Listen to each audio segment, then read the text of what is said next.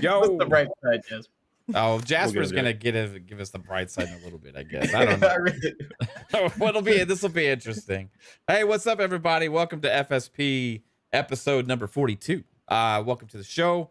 Gonna have an interesting, spicy show probably for you today. Lots of things happening on this crazy Monday. We also have the Game Awards coming later this week, so we'll have some of that talk.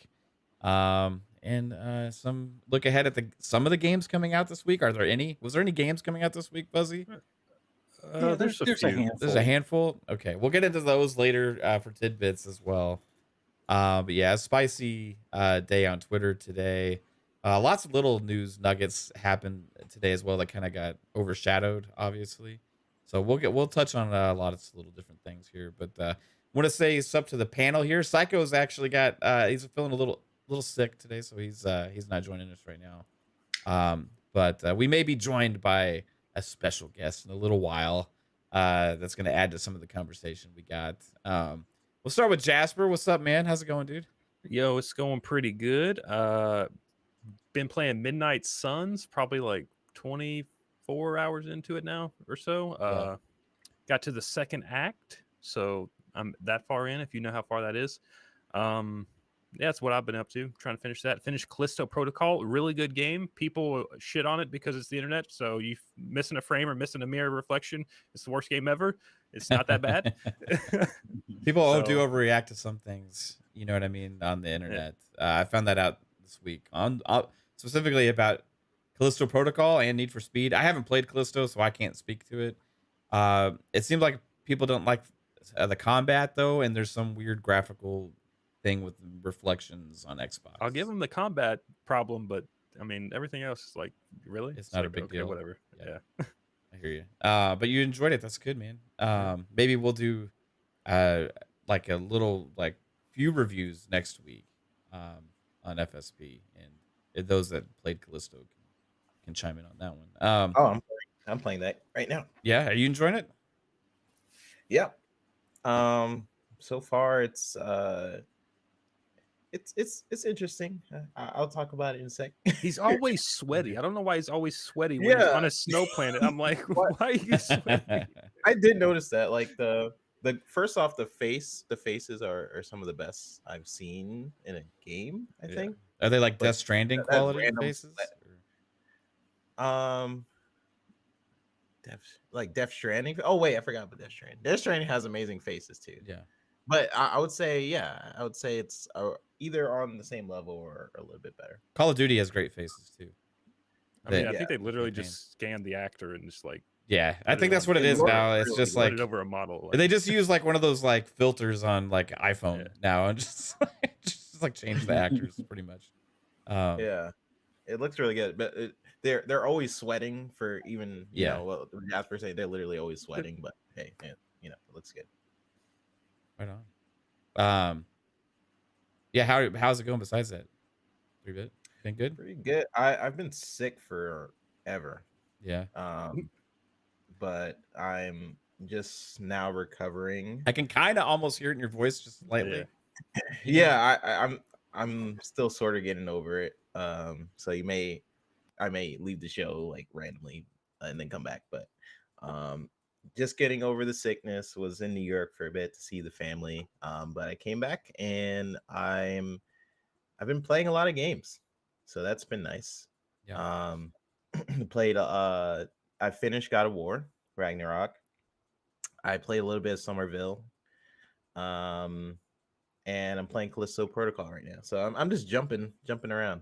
It's been a good gaming week. Well, we'll get into the God of War a little bit later, because I'm going to ask you about that game. But also, hey, what's up, Fuzz? How's it going, man? Doing pretty good. Doing pretty good. Glad to be here with you guys. Been having some problems with some of the games I've been playing, but come to find out it was user error with plugging it into a drop plug instead of directly into the wall. Even though it worked perfectly fine for 2 years prior, all of a sudden it just decided it didn't want to work anymore.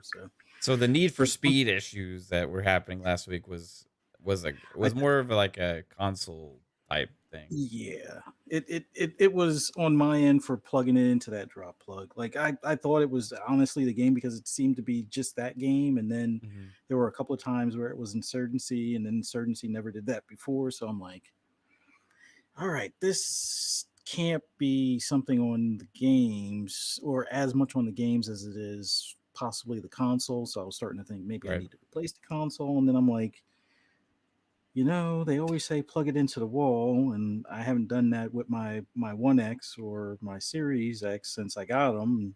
Let's see if that fixes it. And it, knock on wood, so far has seemed to done away with the all of a sudden shutting off in the middle of the game issue I was having. So, Well, I'm glad you Imagine got that. it fixed. Have you played any? I know you've been into Insurgency. Have you dove back into like Need for Speed at all? Yeah, I got I'm not as far along as you are, but I got that first car from like one of the races where you can win a car, and it was the Plymouth. Barracuda. Yeah. Yeah, the Barracuda. So I got that, and I'm still kind of a little antsy because there was a couple of times I had to try to get back to the safe house, and I had like 30,000 cash on me, and it was like every time I did that was when the thing shut down. Oh, And I yeah. So finally now you're nervous. I finally made it to the house with like the 30,000 in cash, so I'm happy about that. But definitely want to get back into it. Been playing Forza Horizon 5 for a bit. Been playing what else have I been playing? A little bit of the Division 2 again. There was another game. So you A posted couple of Gran Turismo today on Twitter. Oh yeah. Played some more Gran Turismo because of the new track that they added that last update and stuff. So been playing a decent amount of racing games, but yeah, Need for Speed Unbound is a pleasant surprise. Wasn't expecting much out of it. Was expecting the visual stuff to be kind of cool, but I think overall they have a home run, and a few people were saying they need to reboot Forza Horizon next go round. I don't think it needs a complete reboot, but I would definitely like to have them borrow some of the stuff from Need for Speed and a few other games for the next Horizon, especially if they're going to be in Japan next go round. Well, I think they should do a whole nother Forza franchise, Buzz. Like, because Horizon is its own thing, and I don't want them to ever get rid of that like open road festival feel that Horizon has to give me what I want. Also, They need a Forza Street. They need a Forza Street, like, and so then you got Forza, like the track racing one. You got Forza Horizon open world, and then you get what, like Forza Kart, Forza Street. No, I want not Forza Kart, Jasper. I want a Forza Street, so you could do like every 3 years, release one of these games, right? So that way it gives 3-year dev cycles. So Motorsport, Horizon, and Forza Street, and you could have Street be this nighttime city racer. Yeah, within the Forza ABK deal universe. passes, you put all the Call of Duty teams on there, so they're back to 3-year cycles. Yeah, there you go. That's what we want. I would love it. Like if there was like a Forza that had that. I know that you can do a lot of the things, and Horizon has some elements of street racing and stuff in there. But not really to that like hardcore city thing, like a Midnight Club or a Need for Speed has done. And I really want to experience that in a Forza game. But I don't want to take away from what everybody loves about Horizon to get it. So but then at the same time, okay, that takes resources. They got to have a development team to make it. So do you get Playground to make it? No, I think you got to get somebody else to make it as well. So that would be who do you get to make something like that? But maybe we don't need it. Definitely be a cool idea. The only fear I have is with calling it Forza Street, it brings up the bad memories of the mobile game. Yeah, there was a mobile game called Forza Street. Yeah. So, but the idea would be awesome. Yeah, it's a mobile game that was out there, and it's like you like move left or right, I think, and boost kind of. Yeah, I think it was just hit gas. Just gas, hit gas, and then lift off the gas when you when it goes to turn, and that way you wouldn't drift around the turn. It wasn't the best of the mobile games out there, that's for sure. But yeah, if they have a street racing thing, and I actually kind of want that in Horizon. Like I wish they had it where, how you could do rival races at the drag strip. Have it where you could have, let's say you get into a party of like 8 people or however many people, you take to the highway. You could either do preferably like rolling starts, but you could have it where if you close down the highway for a bit, all right, everybody that has an 800 that's 3,000 pounds or less, or between 2,800 pounds and 3,000 pounds, have at it head to head, place your bets. You even have it go as far as pink slips if you want to, and go from there. And just have it where each pair off, or you could do up to 4 cars race for the win, and you get bonus money for it or bonus cars out of it and things. And then if you want, have a mode where it's like a police chase thing. I tried posting that on one of the forums a while ago, like a couple of years back, and everybody was like, "Oh, go play Need for Speed." And I'm like, it's just a mode. Just have it where, since we have police cars in Horizon, or the ability to make them with the lights on the roof and stuff, allow it where, okay, if a guy chases you and you outrun him, you get $1,000 bonus, or come up with some sort of bonus. If they catch you or cause you to spin or wreck, they get the bonus. And you can opt out of it, or you can, opt in if you want. And it doesn't have to be a permanent part of the game. It could just be like a quick mode, almost like the head-to-head races. I always like those like elimination races that Need for Speed had, where like if you were in last place when you went around the lap, you got eliminated. Like stuff like that. I just did one of those. It's in the qualifiers for Unbound, which I gotta say, the reason I wanted that from Forza is because like Forza's handling is like no other in-car games and racing games. And like that, I kind of want that handling in every kind of racing game I like. You know what I mean? And they got 2 of them checkbox. I just want the 3rd now. But I will say Need for Speed Unbound.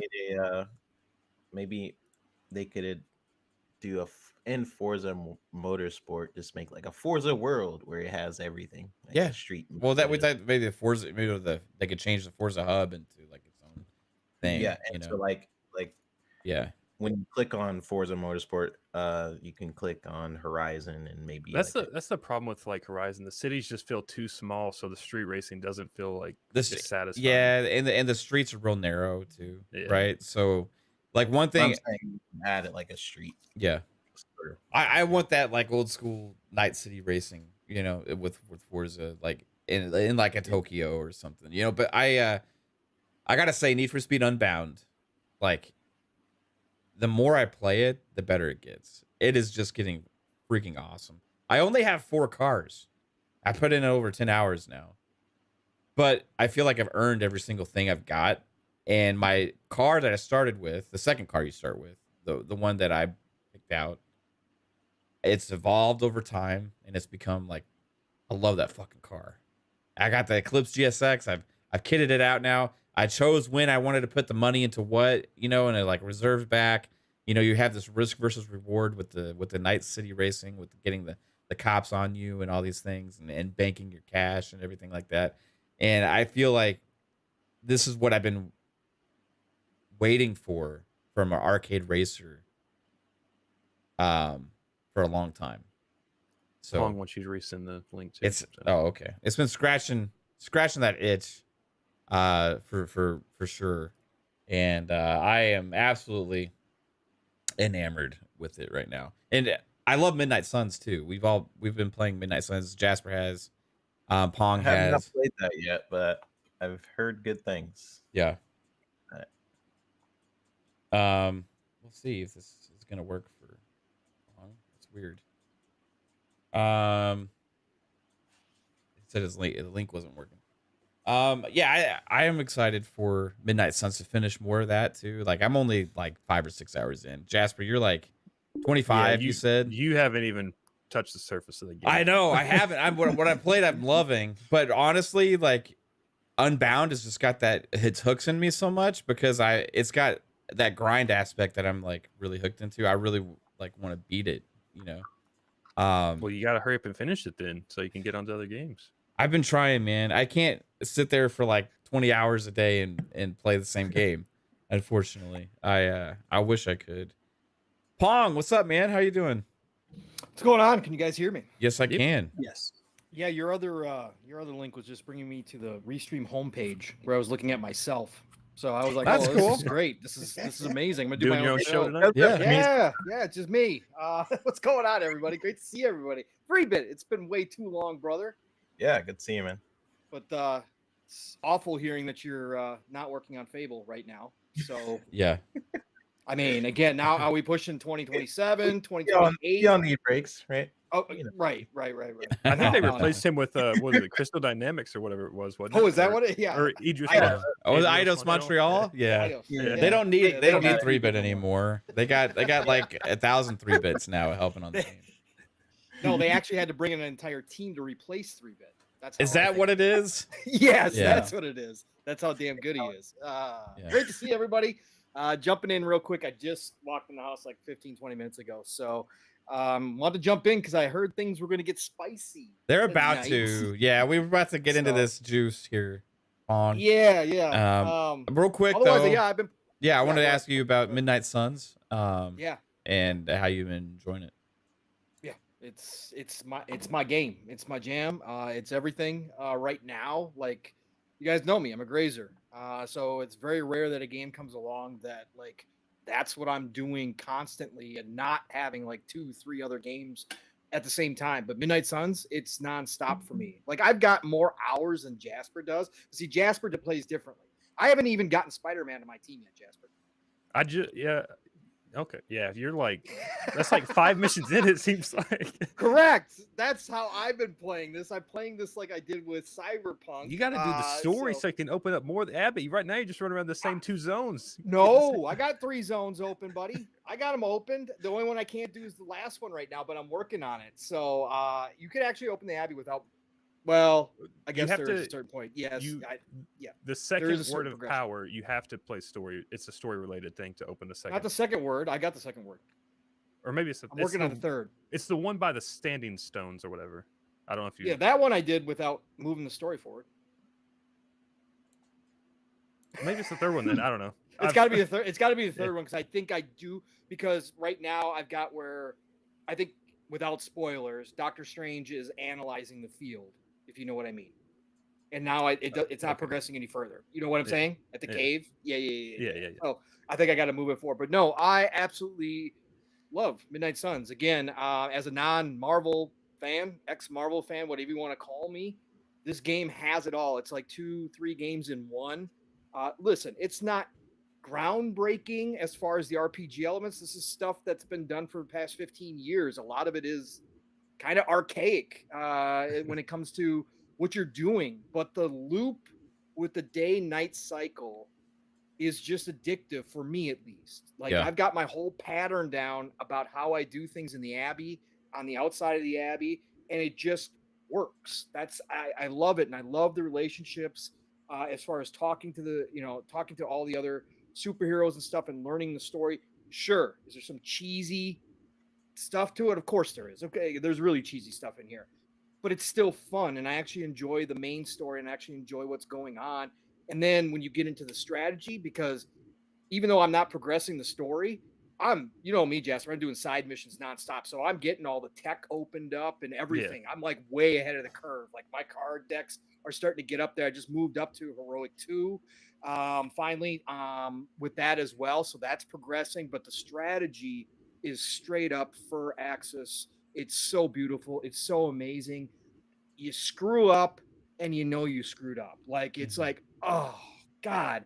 And then waiting on those card pulls to see if you get lucky that might save your butt or might just kill the whole mission. That is also another one of those just addicting factors to this game. So again, you're on the fence. It's friendly to beginners who have never played a turn-based strategy game before, and it is deep. It might be deeper than even the XCOM games were if you are one of the old heads that used to play XCOM all the time. This is straight up Firaxis, except they've expanded it out. But the animations, again, the Abbey and stuff and all that kind of stuff, the graphics, nothing. There's nothing bleeding edge. This is old stuff. I mean, it's not the best looking game by any stretch of the imagination. It has some cool, really interesting environments and stuff that are kind of beautiful at times. But in game, when you're battling, the animations are comic book style animations. It looks great. All the powers, all the combinations, all the environmental attacks. They are all done very, very well. Absolutely loving it. Again, Yeah. I hate Captain Marvel, or Captain Marvel. I hate her haircut. I fixed that, and now she's one of my favorite teammates. But to you bring can't along. fix it in the Abbey.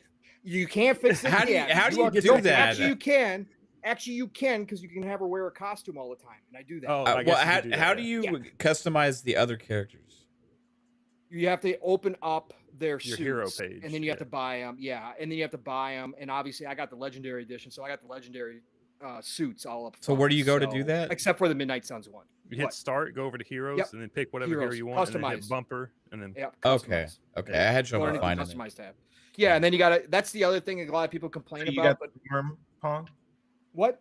Wasn't Storm like a? Not she's not out yet. DLC. She's DLC. Oh, okay. Fine. Storm, Venom, Deadpool, Deadpool, and and what's his face? Venom, Morbius. or Morbius. Yeah. Yeah, Morbius. Those four are coming with. It'd be DLC. badass putting Blade and Morbius together. That'd be interesting. It would be. I can't wait to see how they make Morbius Yeah. play because he could have some interesting abilities. Actually, Blade's my highest relationship level right now. Yeah, I played I've been video working games really- with Blade, and I painted Yeah. in the forest with Captain Marvel, and I went and I went fishing with Doctor Strange. I just So- painted in the cliffside with Wolverine today. I was just Oh, this is- nice. Oh no, I haven't got Right. Wolverine yet, so That Yeah. right there. What kind of game is this? What- Sounds great. It is. It's It's like 2 or fantastic. 3 games in one. It's crazy. You got relationships. You got RPG elements. You got to go collect resources to make Mhm. potions and do other things. I mean, Do it's you got mostly all of play it. as your main character, or Yeah. Yeah. You play as you Hunter. can you the can if hunter. you don't want to play as your hunter, you don't really have to. But Well, in the Abbey, you do. yeah, but like, I'm talking But about when it- you go on missions, you don't have to run the missions with the hunter at all. You can I pick- some of the missions have requirements for one person that you have to bring for that mission, and then you can pick the other 2, and you don't have to include yourself. You can play as 2 other heroes. So I think this game is like a mix of almost of like Dragon Age Inquisition and XCOM and Marvel Snap. yeah, it's kind of a mix of all of those. Yes. Yeah, it's like if Yes, you but- blend those into some beautiful new creation that's never been created before, you know. But yeah, I'm just hitting up all the side missions. Oh, and then I got addicted to Jasper, that stupid training portal that you can Oh, get yeah. outside. I got addicted to trying to run everybody through that and see how far I could get. 'Cause you can run. I think through it every said you character can only once get them per up day. to level 10. Mine's level 8 right now. It Oh, depends okay. on what your main character is. It's to help you bring Oh, up the okay. lesser characters. Because I behind just you. did it like one time and I was like, Yeah. I'm not doing that. No, it was fun. Once I got Yeah. the pattern down, because with like Captain Marvel and stuff with her powers, I got it down because I kept Yeah. recycling my cards and just wiping them. I mean, it was Yeah. so much fun. I just did it with Ghost Rider. Like Ghost Rider was so Yeah. easy to do it with. Yes, yes. The only He is- issue I he is a have beast, too. right now is Agatha is really long-winded.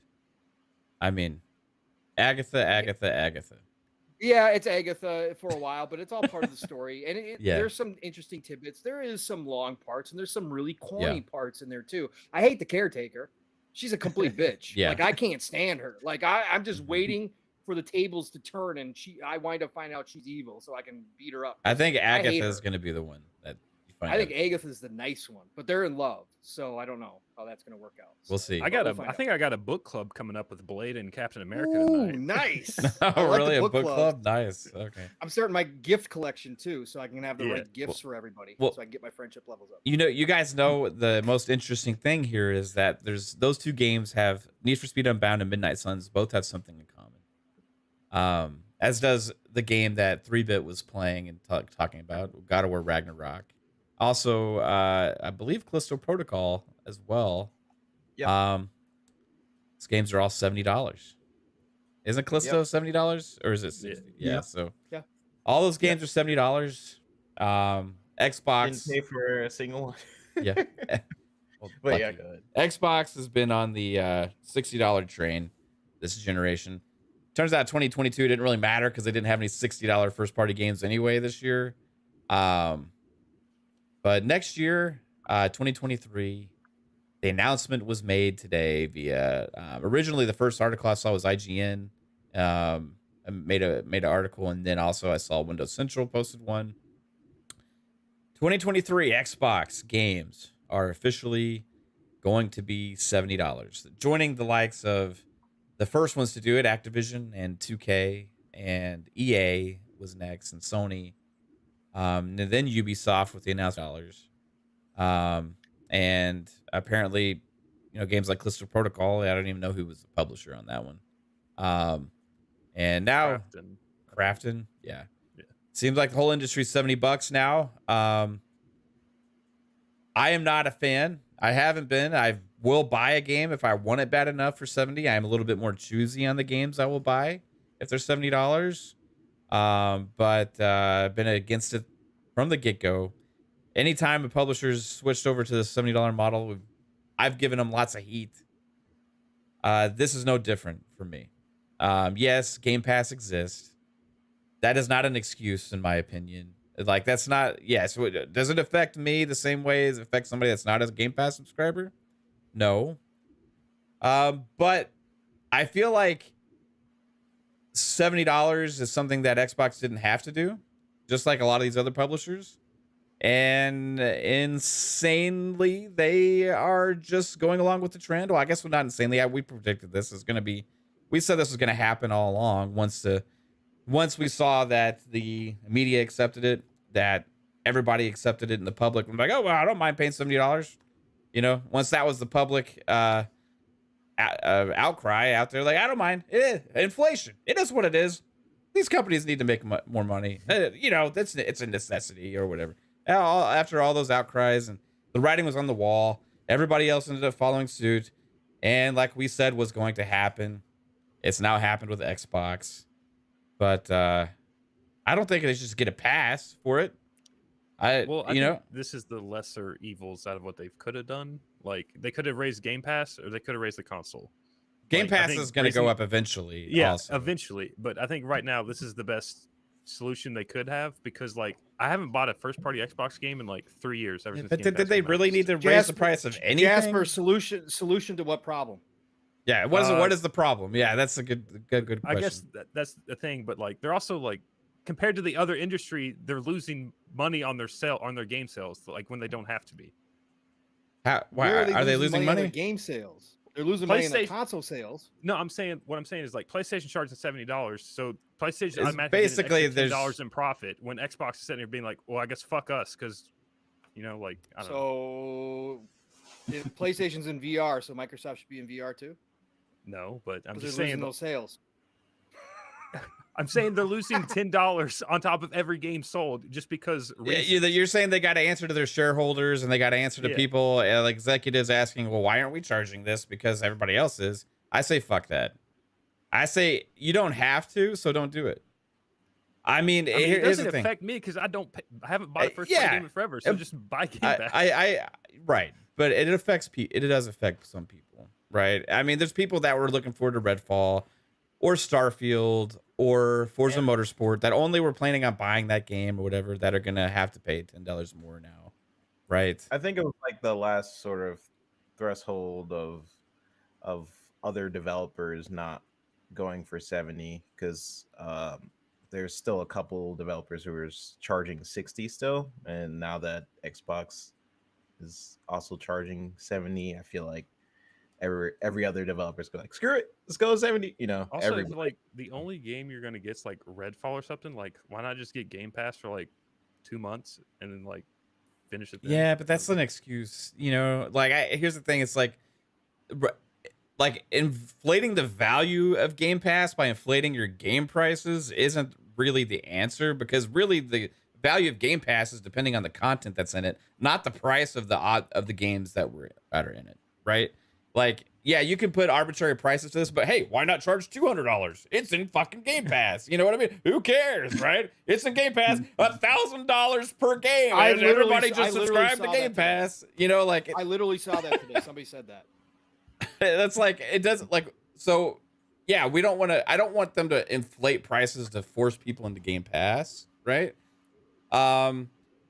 It's just that I will say the same thing about every single publisher that has done this. It's not out of necessity. It's because they can. Microsoft saw that all the publishers got away with it. They were trying to be one of the last holdouts. They eventually caved in and said, hey, what? That's extra money we can be making, so we'll just go and take it. So that's, to your point, like they're just taking the extra money, but I'm not looking out for Microsoft. right? I don't care about I their get fucking that, but shareholders. like, what are I'm we just- gonna do about it? So it's like we're gonna don't know. complain and bitch about it. Let's like imagine and then like Microsoft's gonna be like, I'm sorry, who are these people? I don't care. right, but enough people did bitch about it originally that forced them to go back on raising the price of Xbox Live Gold. Right? Enough people bitched at PlayStation with the whole Vita thing originally when they were taking that storefront off and the PS3 storefront, and they reversed course on that. If people had bitched when Activision announced the first $70 game, and instead of big media podcasters out there like IGN and other people out there would be like, well, it's time because of inflation back in It's 2000 3 years and past that now. I think it's a little late to bitch about it. So I don't know. well, that's what I'm saying. Everybody just accepted it. Everybody accepted it from the get-go. Everybody accepted it and just like, hey, it is what it is. So here we are.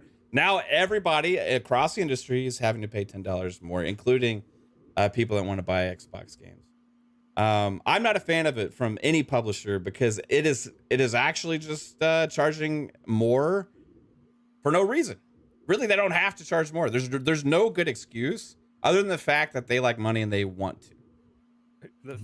Like, not just because like I'm an Xbox player, but like Xbox the only one that I'm kind of okay with it just because Game Pass. Like every other company, I hesitate. Yeah, like, to buy the but $70 you thing. got to think of it as two different models, right? You have your subscribers to Game Pass, and then you have your people that buy games, right? Or sometimes those cross over.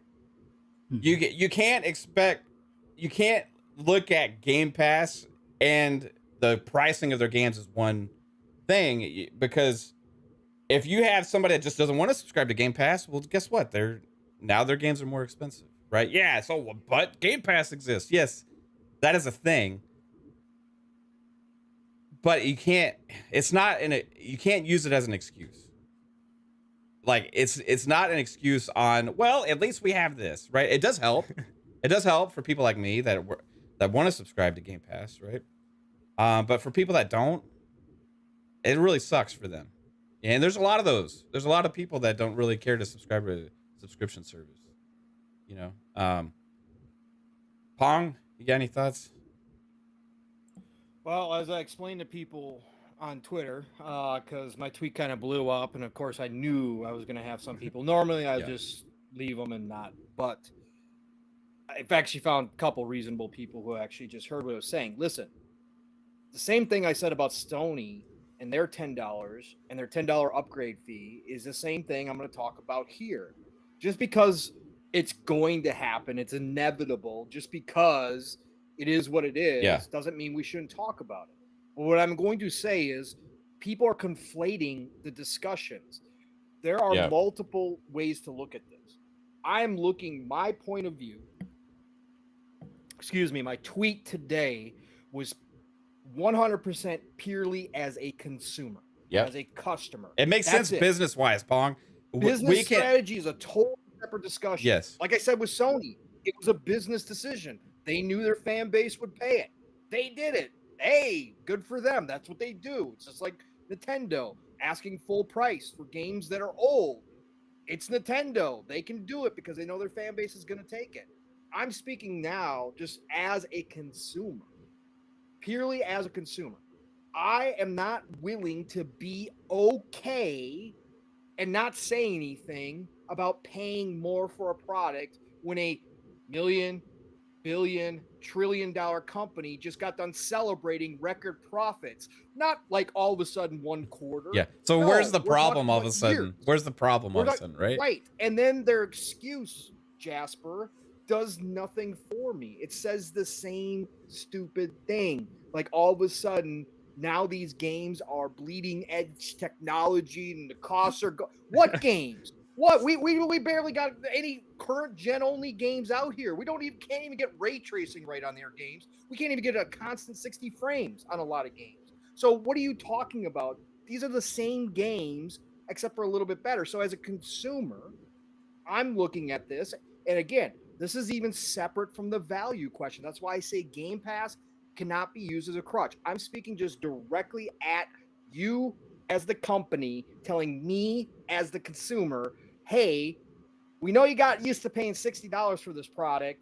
We're not really changing the product, but we're just going to charge you $10 extra. Oh, by the way, aren't you happy we just made $3-4 billion last quarter? Like that's where it comes to me and my Yeah, but wallet. as a consumer, don't you think that this is the best? Like, if they have to raise No. something, like They don't have to raise I'm just anything. saying they don't have to, but I'm saying if they're going to raise something, like this is the best I choice. don't care. That's not me. That's not on me. That's on Microsoft. No, there's plenty of other ways they could cut corners. This is Microsoft, for God's sakes. They got plenty of other areas they could cut corners to make up this money, and they don't need to make up the money because they're making money. They're not on the. Yeah. They're not on the cusp. It's not like, hey, we just broke even, so you know what? We really got.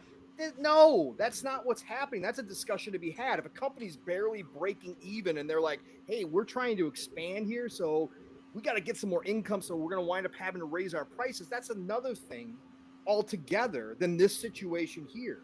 And that's what it is for me. Like I said, I'm not arguing the business side.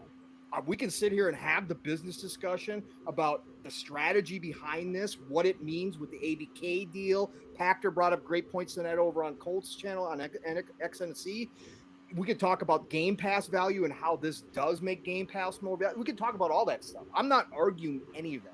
I'm just saying, me as a pure consumer, I'm not going to sit back and say, yep, well, I knew it was happening. Thanks, Xbox. This is great. This is great. I'm not going to do that. Yeah, I'm just not. It's not a surprise. Right. People Well, Phil say- said earlier in the year that like they're looking at raising something, and they just didn't. Yeah, know what it we're was. not surprised. I'm not surprised. No. We No. said back in the day, right when everybody was okay with it, a long time ago, we said, and Xbox will eventually do it too. The day has finally arrived, right? And it's not a surprise, but just because it's not a surprise doesn't mean that it should be like just celebrated or just like, or I'm not people celebrating. I'm just no, not saying, you, like, not there's you. nothing we can do about it. So Right. like, Well, I don't know. people, we can talk people about Oh, no, it. we can we talk can about it. definitely do stuff about it. We can not buy the games. Yeah. I don't Right. buy And that I'm not anyway. even I'm saying like, Or that wait until the because I sale. know. Yeah, right. You wait for sale. I've talked about getting over FOMO, all that kind of stuff. That would help a lot of people out.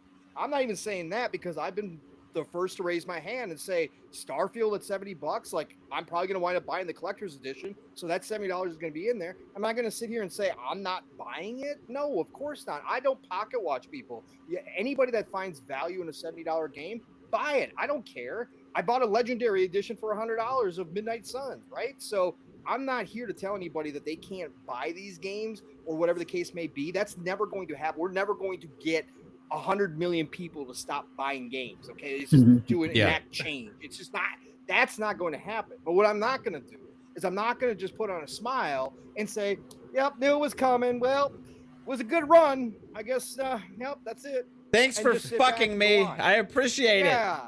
No, I'm not going to do that. I won't do it if they raise the console prices. I won't do it if they raise Game Pass prices. I'm not going to do it. Even though I will turn around and have the separate discussion about, is it still valuable to you? That's a whole separate discussion. Just me as a consumer, especially a budget gamer, on top of it, the extra $10. And yes, I'm going to get most of the games through Game Pass. Like I said, few and far between Starfields where I want to go get an edition of physical copy. So I'm not going to have to worry about Microsoft, but this is an industry trend now. This is something that is happening. It started long ago before Xbox, but Xbox being the latest one to do it, I'm going to stand up once again, just like I did with Sony, just like I said with Activision, 2K, all of them. This ain't right. You don't pass the buck to your consumer when you guys are getting record profits. The ecosystem has changed. The industry has grown. And you're telling me now, as it's growing, as Strauss Zelnick comes out and says we got 20 more years of growth, we're not even close to the maximum. Now you have to come out and say we're raising prices. What? Why? Why wasn't Xbox raising prices when the Xbox One was doing shitty and they could barely sell any games? Why weren't they raising it to $70 and saying we're not selling enough? We got to get our money back somehow. We got to raise these by $10 now, because they knew they couldn't get away with it. But now they know they can get away with it. My point being is Microsoft had the opportunity to be the leader here. They don't have to follow along. Everybody's saying, well, everybody else is doing it, so of course no, Xbox is in a different boat. Not everybody made a Game Pass. Xbox is the only one who made a Game Pass and invested all this money into it. Why? Because they have the ability. They have the money. A corporation. They're not just going to leave $10 on the table if they have to. But that's what I'm saying. That's what I'm saying, though. But me as a consumer, as a customer, I don't have to say that's cool. Yeah. Like, I understand the investment side. Yeah, totally get it. We've had plenty of discussions. If I was actually within Microsoft, I would advise them to charge $70 because everybody else did and got away with it. and nobody cares. Apparently, I mean, we do. Some of us do, but the industry didn't care. I mean, the average consumer didn't care. Look at like 5 of the top games this year from 2023 are all $70 games, right? 5 out of the top 6. Elden Ring is number 1 so far, but it's like 60. But all the other ones are like 70. You got like FIFA, you got Call of Duty, you got Madden, right? It makes sense business wise, but it didn't. When I gave Activision shit for it, or my consumer perspective is I don't care because I have Game Pass. Like I know you all don't like that argument, but that's just like I don't buy their games. Right. Anyway. But you're looking at it as just from your perspective. Yeah. Right. I'm looking at it as for everybody, and Xbox doesn't have to do it because there's also a lot of gamers that don't subscribe to Game Pass. I mean, right? I'm looking at it outside of Xbox's first party for the other developers that are still trying to charge 60. Now they would feel more obliged seeing PlayStation and Xbox now charge 70. Because Xbox was like sort of the last stronghold, so some games still release at 60. But you had the major people like Sony and 2K. So yeah, it was sort of the last stronghold. So I'm kind of seeing it outside of the first party lens, but I mean, I could see it from multiple lenses. I'm always on the side of the consumer, trying to get the best value for what I have, like trying to pay the least amount of money to game, because gaming is getting more expensive, and it's weird that a lot of these companies are going to push like, oh, but our technology is getting better. I've talked about this in so many different shows on how bogus that is. How you're going to charge like $70 on consoles, but then charge like 60 or 50 on PC. Does that make any sense to anybody? Like, you're charging more for a console. I mean, at the same time, like, you are spending more money, but like there's also more free to play games than there ever was now. So it's like, yeah, but I don't know. At least like back then, like when free to play games were sort of coming in, when microtransactions was becoming more of a thing, they at least had a stigma, or like, okay, it's free to play, that's where you put your microtransactions. But now you see microtransactions in like almost every game.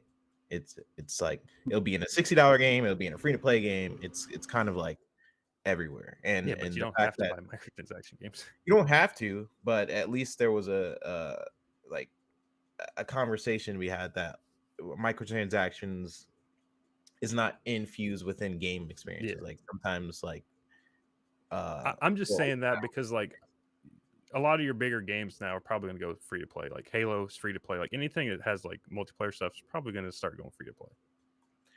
True. Like, true. Warzone's free to play, so it's like the biggest stuff is free to play nowadays. I don't know. Some of it. I mean, Call of Duty is not free to play. The Warzone side is, but Warzone is.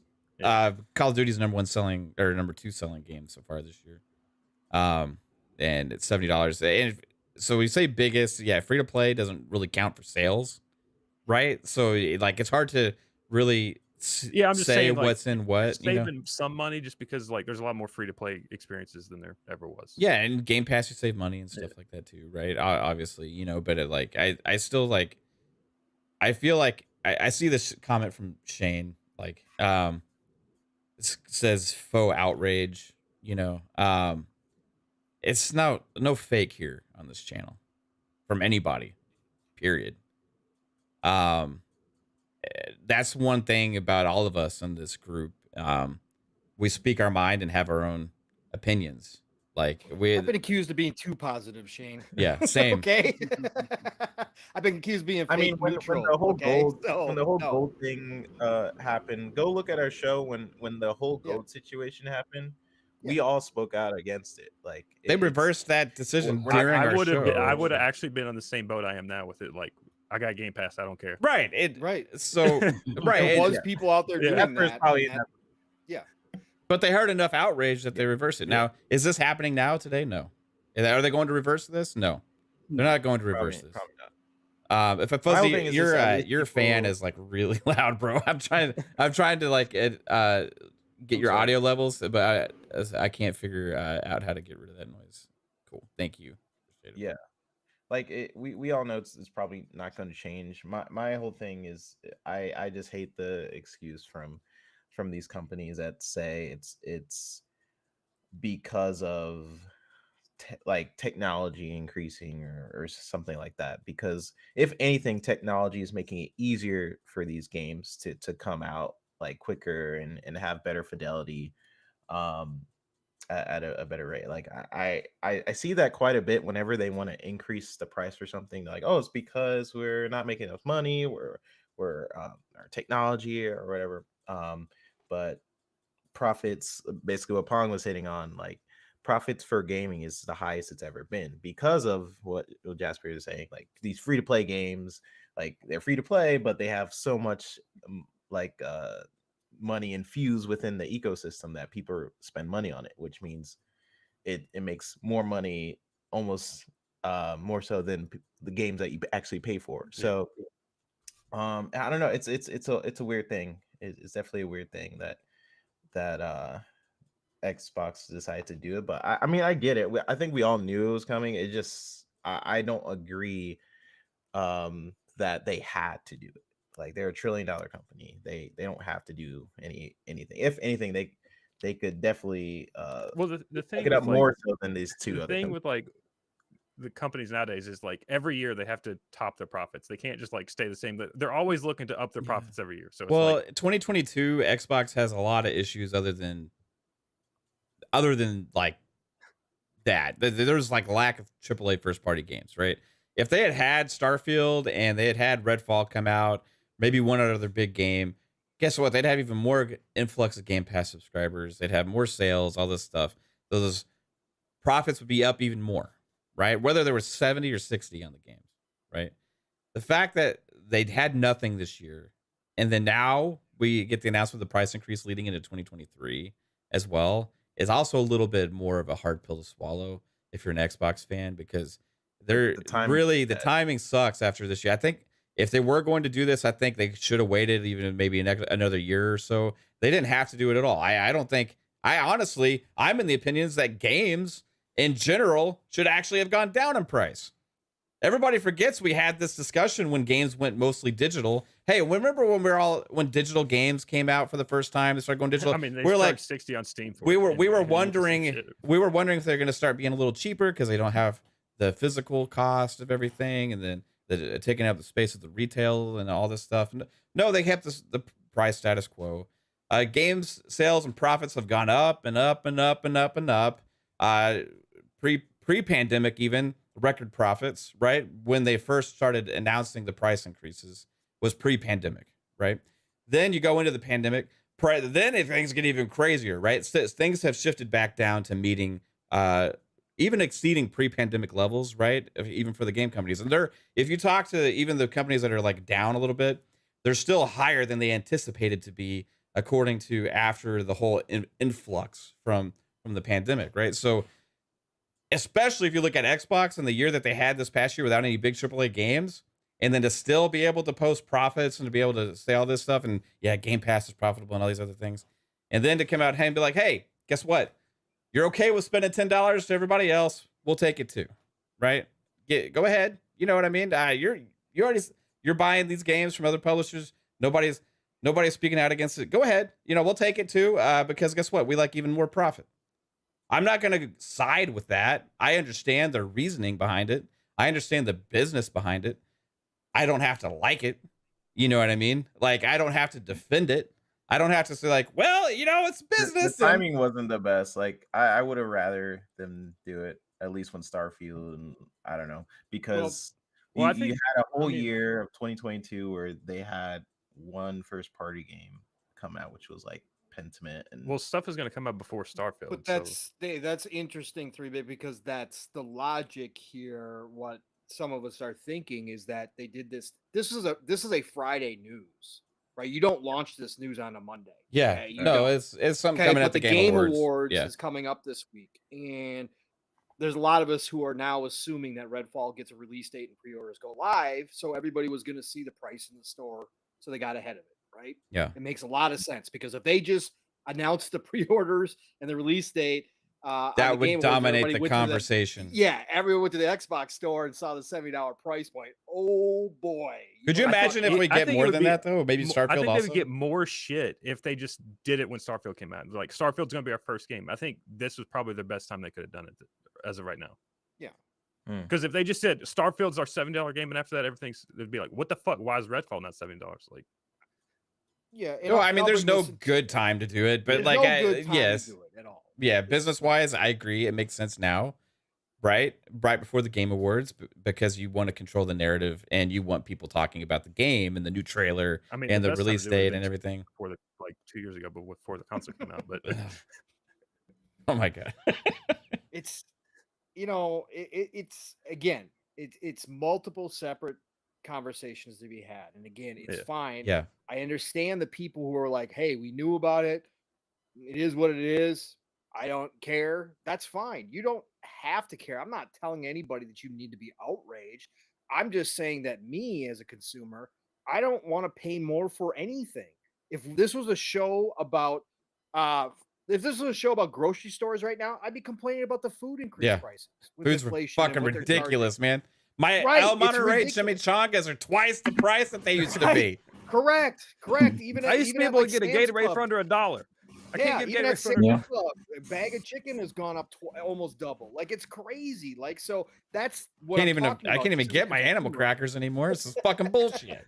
I would be talking about this, right? So again, I'm not saying that everybody has to care. There's plenty of people out there who waste their money on tons of stuff that I look at them and I'm like, why would you ever buy that? Like, why?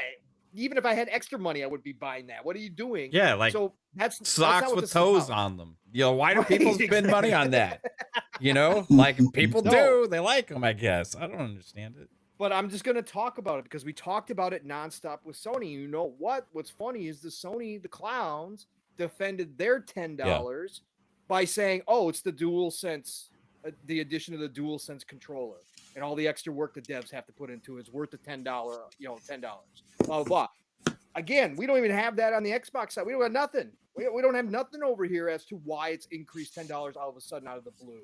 Like, it's like they just announced that the quality of these games or whatever is what they said, right? That's like okay, so they're selling that the quality is improved or better or more or higher. So if they're selling that, like Fuzzy, you were talking about this before we went live, that you actually expect to have a higher quality product now from them. Yeah, right? I mean, if you're going to raise the price $10, then my expectation is raised that much more.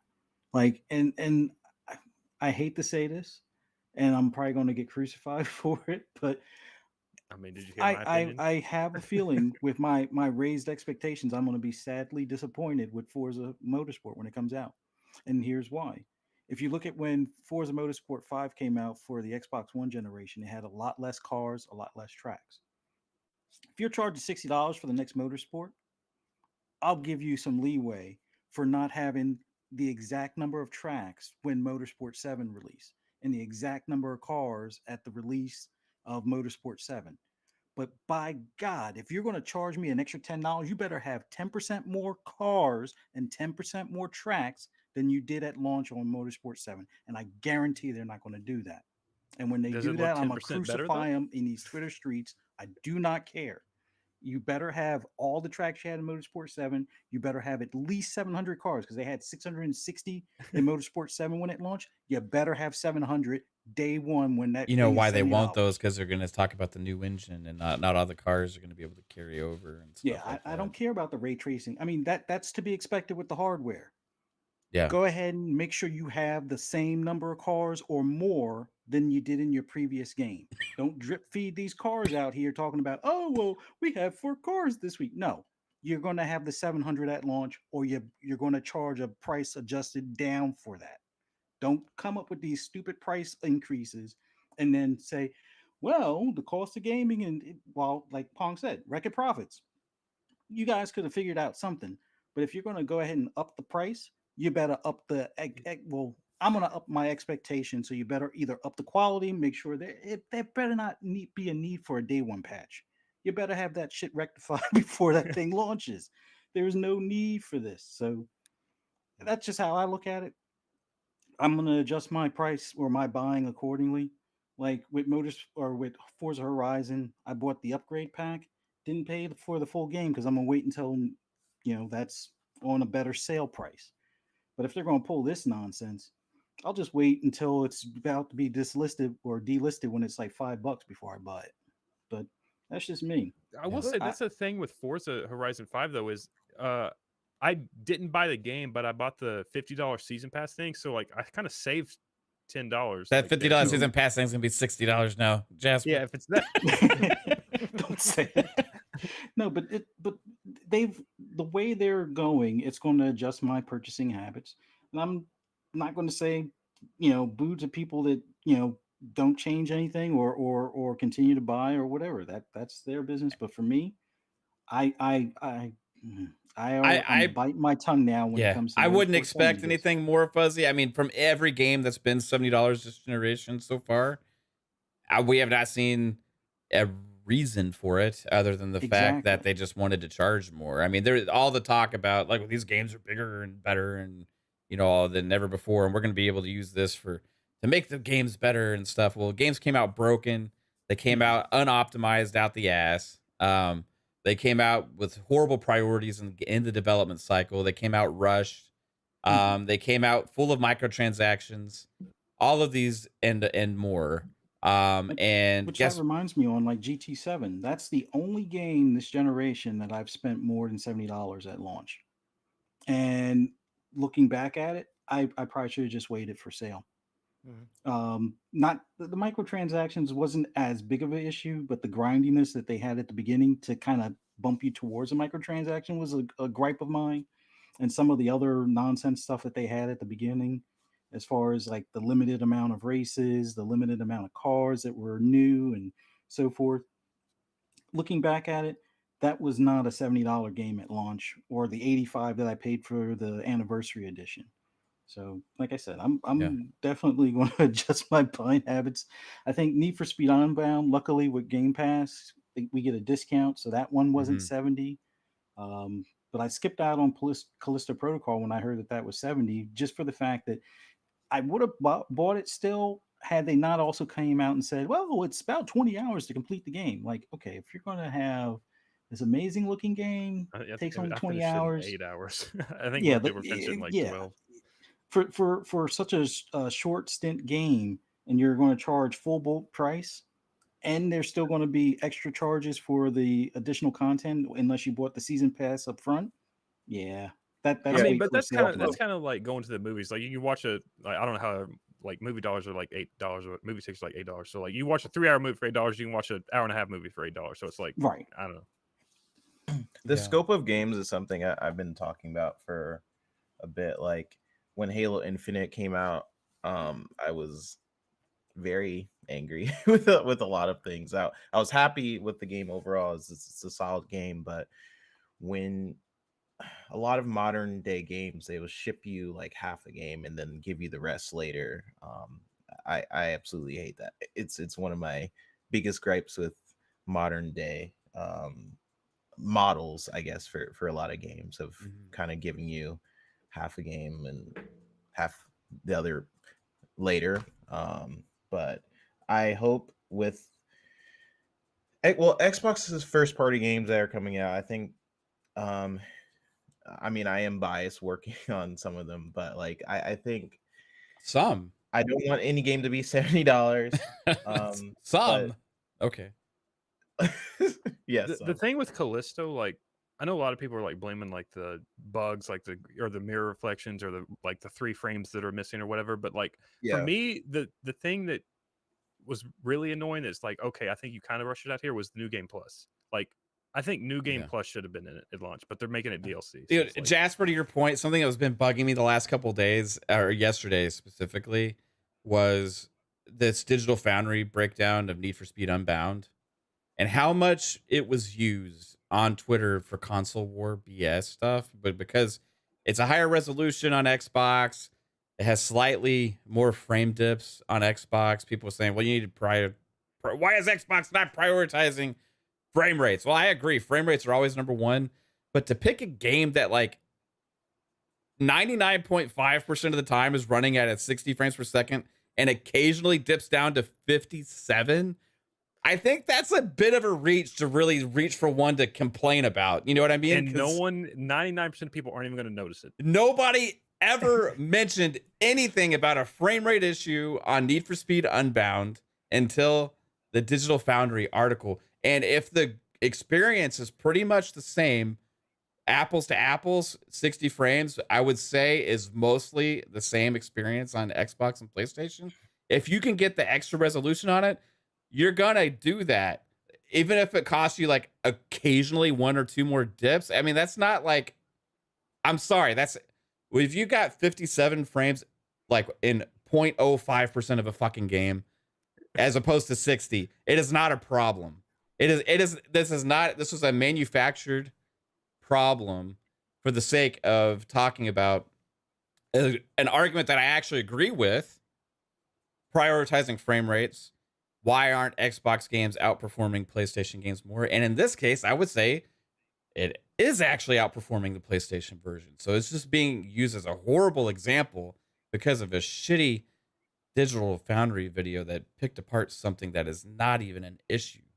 Like, if anybody that saw the video, I mean, you're talking about not 60 frames, green line. Oh, there it is. There, you see that? You see the fucking the line moved. It moved. You see it moved. That's a problem. Why didn't they prioritize frame rate? It moved. Like, that is not how we experience the games. We're not watching a fucking green line go across the screen when we're fucking playing the game. We don't notice that. I mean, seriously, as nobody I have seen play this game on an Xbox Series X I don't has fault at all Digital Foundry mentioned for doing it, anything but- about a fucking frame rate. I'm just saying. Yeah. It's 4K 60 I mean, smooth as shit. people use it as like, you know, fuel for the console war, but Yeah. I don't fault. I don't Digital fault them. Foundry. I don't necessarily That's fault what them they do. either, but it's being misused, right? It's being misused. Yeah. To Fuzzy's point, and you started talking about it too, Mav, and stuff. There's a lot of people in this community who talk about the faux outrage that this is fake or whatever else, and Yeah. they have a problem with us speaking out about pricing. They have a problem with us speaking out about performance issues, real performance issues within games, Which we and do. We devs. Gotham Knights and shit. We Yeah, gave 'em a- devs and all that kind of, so there's this whole segment. We got the segment, and I understand there's a segment of gamers out here that are very entitled, and I understand that as well. There's this whole segment that believes that everything should be handed to them on a plate. That's not what we're talking about here. And there's a separate group too that I found in this community that is apathetic to everything and thinks that nobody should ever talk about anything ever. But what Mhm. I'm going to say here, and where I'm bringing this back to what Fuzzy was saying and what you started saying, Mav, is that at this point, we do as the enthusiasts, because the major corporations like IGN and most of those never write any type of articles like on opinion-based articles like we give here, because they're so scared of burning bridges with these corporations. We on podcasts and those on smaller websites that write for smaller websites have a lot more freedom in doing this. But there has to be a line for everybody here at some point.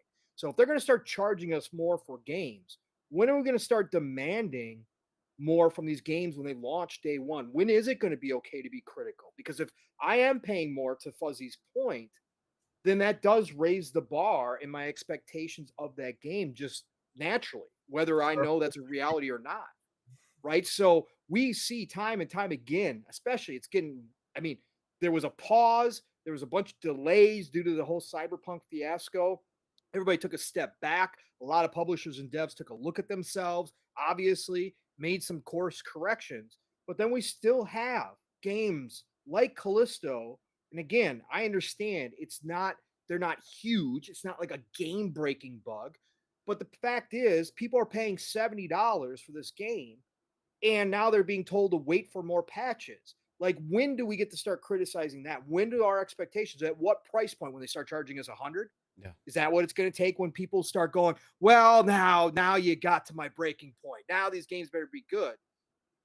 No, we need to start talking about this now. We need to make sure that they whether we're a small podcast and nobody ever listens to us or not, the fact is that our voices do get out to an audience. Some people agree, some people don't agree, some people don't care. That's the way it is with everything.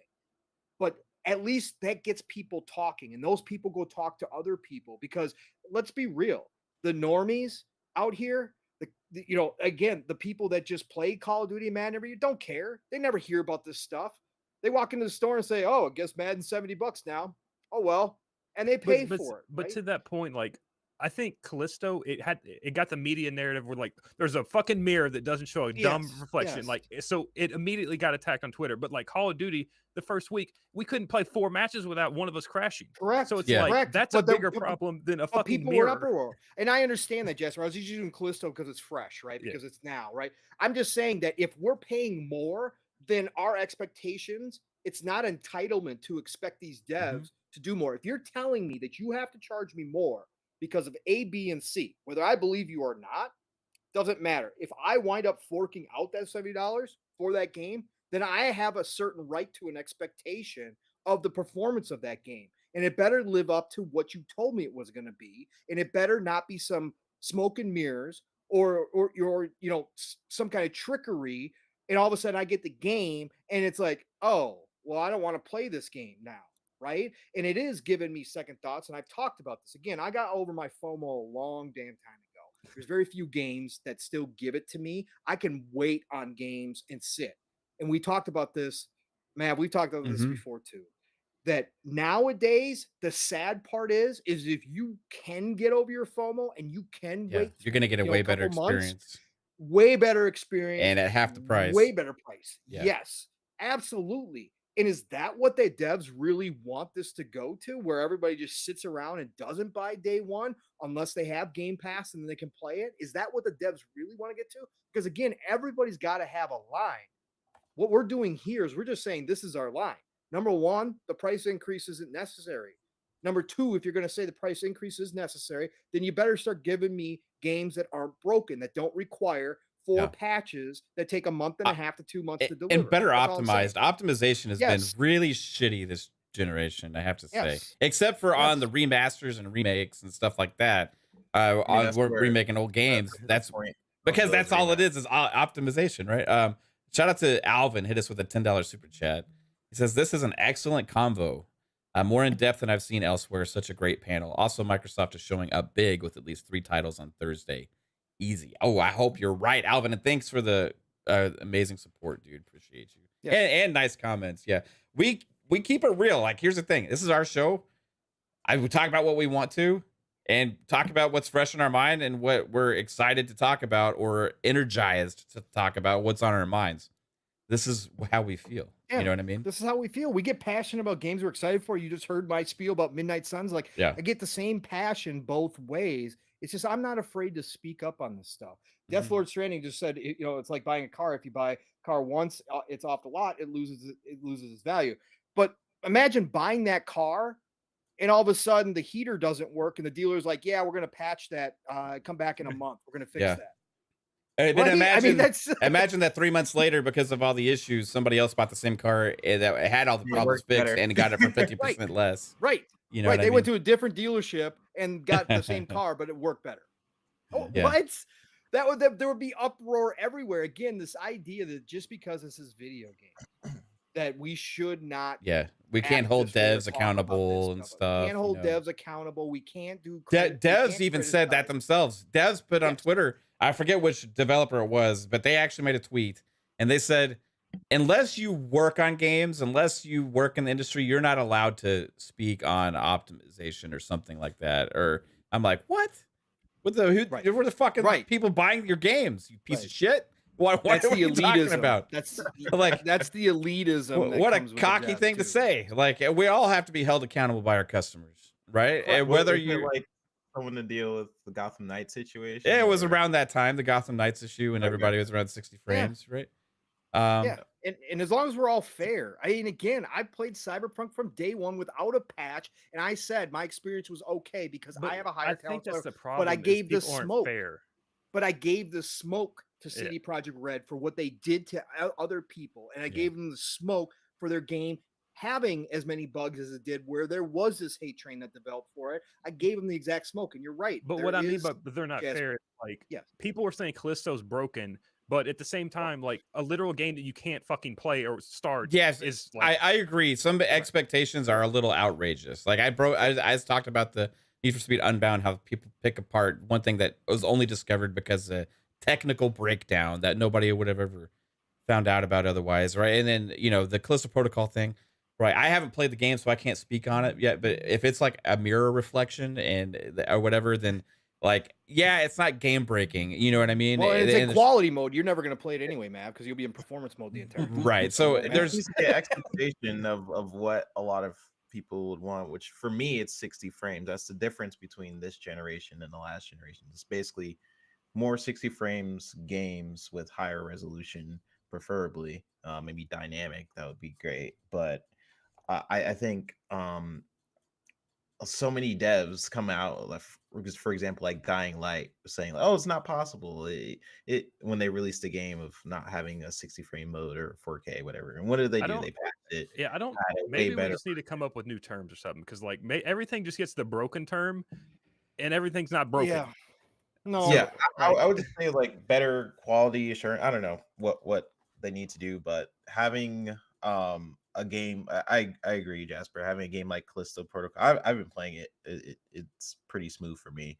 But where you're complaining about a mirror as opposed to like Call of Duty, where you can't actually.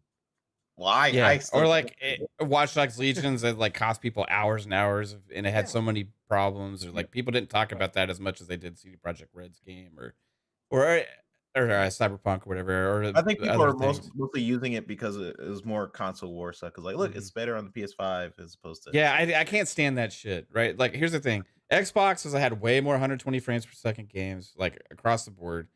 Occasionally, they for some reason Hunter Rise is going to be 120 frames. Yes, by the way, it will. We're gonna. Yeah, I want to talk about that too. They're also like some games they decide to do 4K on Xbox instead of PS5, where they decide to do a lower res because they can't hit it.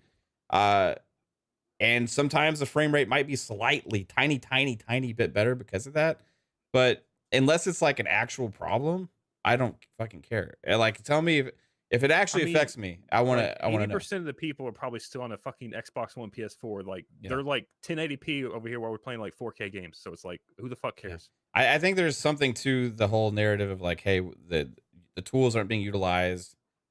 We don't know if that's an Xbox issue, not getting with the developers enough. We don't know if it's a development issue, putting priority on PlayStation. We don't know some of those things, right? But like, as far as certain games that are used for this is just kind of like nitpicky type stuff, right? Focus on the games that actually have big problems.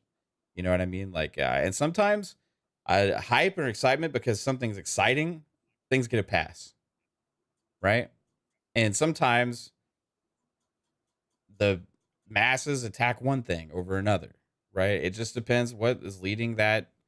Sometimes the hive get too overhyped and they don't meet the expectations, and it's just an ass game now. It's like it's like a hive mentality thing. Once a few cool people start the trend, it's like everybody just goes along with it. You know what I mean? And it's like certain games get killed for it. Certain games don't. Certain games get a pass. And here's the thing: certain bugs don't bother me. Certain ones do, right? Certain issues do. When a game is entirely unoptimized and running at 30 frames in a next gen game, that bothers me, right? Like, I don't think that would have been a priority. Frames. Yeah, I think that's a bad decision, you know.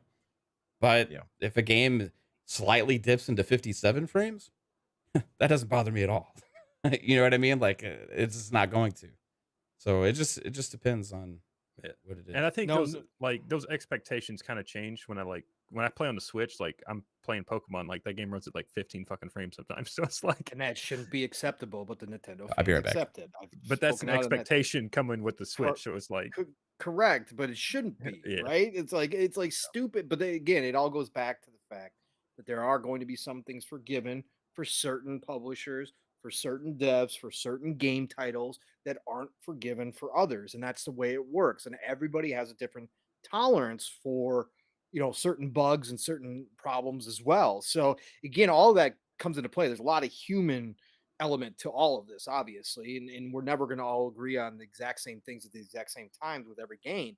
It's just the fact that there has to be somebody holding somebody accountable if they're going to do this price increase. And I think that's the original point of all this, is this, that listen, as this gets more expensive, as this hobby gets more expensive, right? Because it's not a cheap hobby. It can be cheaper, but at the end of the day, it's not a cheap hobby. That there are certain expectations that have to be met on both sides, because you are entering an agreement with a customer as one of these console makers or as a publisher. You're entering an agreement that you're providing them the best quality content you can. And we know that's just not the case. Of course we do. But that doesn't mean we have to sit back and go, well, yeah, we know that. That's just the way it is. No, that's not what has to happen. We do have to speak up, and more people have to speak up, because only the enthusiasts, the ones right here, are going to be the ones that actually use their voice. Because again, the masses don't care. They never will care. That's not what it's about. It's about us, the ones that are into this industry, that are so passionate about it, to actually say something about it. And lady, I was not yelling. I was talking forcefully. Okay. I was talking forcefully. That's what I was doing. But no, I think it's all relative, Jasper. And I, like I said, I totally agree with you on the Callisto thing. When I saw that a lot of the complaints were just about the quality version, I'm like, well, that's already a small percentage of people. It's not right. It needs to be fixed. I mean, they should be doing. I mean, again, they obviously has that been fixed yet? They claim they uploaded the wrong version for the Xbox. That was what happened. So we actually uploaded the wrong. They're fixing it right, like the no reflection version, not accident. Right. It had some kind of bug in the reflection is supposedly there. It's just not actually projecting or something like that. That's what I read today. So I literally I wasn't playing Midnight Suns. I had bought a mirror for my room. I thought about taking a screenshot. Yes. And say, what is this? Yeah. I had mine too. I went over to the mirror and I was like, let's see it. I'm like, my God. Was there no reflection?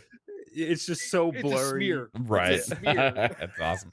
It's something that honestly wouldn't bother me at all, but I get why it is a game about visuals, a lot of it, so I get why people are of course. Especially when one version has it, the other one doesn't.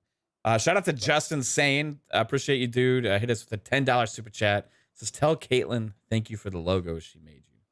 I absolutely will. Yeah, she made a logo for Justin or something, and hope you appreciate or like that. But yeah. I mean, it's the whole Halo fucking Fruitgate thing when Halo. The watermelons blow up the fucking fruit. Yeah, Jesus Christ. I think people are gonna. Horizon has better fruit than Halo. If there's watermelons in Starfield, you think there's gonna be a video? Yep. There's going to be a video of every. Do you know how many videos are going to be out there about Starfield? Do you understand? Oh, it's going to be so many. Someone's going to duplicate watermelons and fill a fucking city up with water. You can only have 10,000 watermelons in the city. Unplayable. There's going to be a literal group of people who buy Starfield just to play it for hundreds of hours to make cut down. You know what? I'm going to build a. Exactly what's going to happen. You can do whatever you want on a planet, right? I'm going to make a whole planet a watermelon farm. Oh my God! If they have watermelon farms. Well, I mean, maybe if you can plant, there's probably farming, I would think. Yeah, you could plant stuff in Fallout, so I'm assuming. I bet you're going to be able to farm. So if there's watermelon seeds out there, I'm going to make a watermelon farm on a planet and just have it watermelon like land. And don't forget, everybody, come on down to Mav Space Emporium and get all your watermelons. And that's the funny part too, because I already know. And most of us who play Bethesda games know that there's no way that game comes out without bugs, no matter how much they polish it. It's never going to happen. It's going to be buggy. Right? But there'll be people out there in this community that started up right again. Bethesda, Todd lied again. Yeah. Here we go. You see the robot's foot, it clipped through the door. Yep. The people act like bugs are a new thing too. They've been around forever. Like an AI, he's like walking through a wall. Correct. You know it's going to happen. The lip syncing is going to be off in one area. Oh God, the world's collapsing. And we're going to be back on the show again, talking about how that is part of the Bethesda, right? That's what it is. It's a part of being a big open world game. Now, if there's something major, we're obviously going to criticize it. If it's a lot of bugs after they delayed it for a year, I'm going to criticize it while I'm playing it and enjoying the hell out of it. I'm going to criticize it. If it comes out and it's worse than what Skyrim was, If it's deleting my save, I'm gonna bitch. if it's deleting my save, that's a whole nother. You Jasper, you know I don't put. I won't even put up with that with Starfield. I'll put it down. If I lose time or it's a game breaking bug, That happened on Skyrim. I don't care. PS3 was unplayable. I never got the bug on 360, but the PS3 was broken for the first like 3 months. I don't think you couldn't get past a certain point without certain bugs in those kind of games. That would happen is if you fucked up your save by saving at the wrong point. Yes, you know what I mean, and you're like got in a trapped area or whatever, like or you got stuck in a rock or some crazy shit like that. You know, you could get stuck in a bad like loop, and it bad. That's what would cost you your save with a game like Skyrim. That's happened to me in lots of different games, but it could happen in Starfield. Who knows? And this conversation goes all the way back to the horse armor. Again, Bethesda was the first one to do it with the DLC on the disc. Everybody blew up. A lot of you youngins don't remember this time. And we didn't have the internet like we do now. So we had magazines and we had editorials and we had all these different places. But people were up in arms over the horse armor because it was on the disc. And people said, I bought the disc. Why do I have to pay $5 for horse armor? And that's what started this whole thing. And then it went to loot boxes, and then it went to pay to win. But the thing you got to remember is everybody said, well, loot boxes are here to stay. Pay to win, whatever. What are you going to do about it? Everybody did complain. It kept up. The noise kept up. And what happened? Eventually, loot boxes were basically outlawed in a lot of places, and pay to win is pretty much non-existent. There's still some games that try it. Sports games. Most people, sports games for sure. But most companies know you're not going to get away with pay to win, but that's because the community continue to talk about it. That's why this is important. That's why the discussions have to happen. Yeah, I would actually prefer Overwatch to go back to loot boxes. I liked loot boxes too.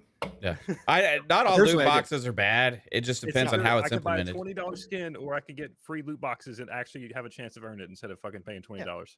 Yeah. That's all my team is, and Ultimate Team is. It's loot boxes when you buy the card packs.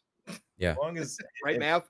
Game design like puts certain optimization features within the design itself, and not like Gotham Knights, where they're like, oh, we prioritized our city, and that's why it's 30 frames. As long as like in its design, it's better. Now Starfield, I have different expectation for a game like Starfield that's basically genre defining. I hope it's 60.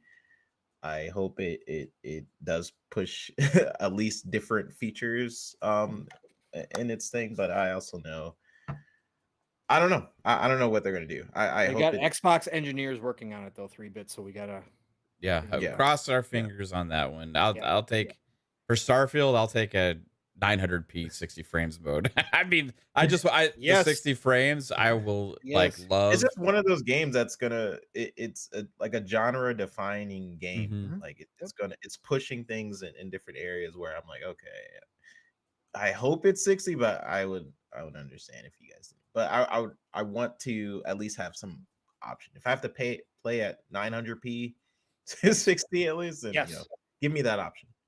Right. Well, Pong, we're going to move on from that topic. So I don't know if you want to hang around or if you want to get out of here, but I'm offering you an out. I got to get out of here and eat and go to bed. Yeah. So. Right on, man. Day tomorrow. Well, no, appreciate it. Thanks for being You guys were all amazing. Thanks for being an old grumpy man with me today. Of course. Somebody's got to be. Yeah. So it is what it is. Good seeing you, brother. Yeah. No, it was great seeing you guys. Great seeing you, 3-bit. It's been way too long, good brother. I'm glad you've been doing good though, man. I'm glad you're getting to play games too. That's the most important thing. Yeah. For a while there, you weren't playing shit. You couldn't. Yeah, I know. You had no time. So I couldn't. Awesome. I could. Chat, you all were amazing. Thank you for the discussion tonight. Again, I know it's not everybody's cup of tea. Hey, you hung out with us no matter what and got through all that. Love you. Nothing but respect to everybody out there, no matter what your opinion is. Again, it does not matter. That's what these discussions are about as well. Obviously, Jasper was different. He came from a different perspective. So, and that's great. That's what this is supposed to be about. So, anyways, everybody have a great night. We'll see you all on Thursday for the Video Game Awards right here on Fun Speculations channel. So, anyway, everybody have a good one. Yeah, later, Pong. right. We'll have Later, Jasper later do the on. rest of your outro later. Yeah, don't worry about it. It's no big deal. Find me on Twitter, everybody. Later. Have a good one, man. Take All it right, easy. see you, man. Later. All right, so Pong mentioned it. I want to get into this. Monster Hunter Rise is hitting Xbox in 2023. It's going to be in Game Pass day one. January. It's right around the corner. It's actually a massive title, one of the biggest games in the world. Actually, I mean, it's like on Switch, it's exclusive.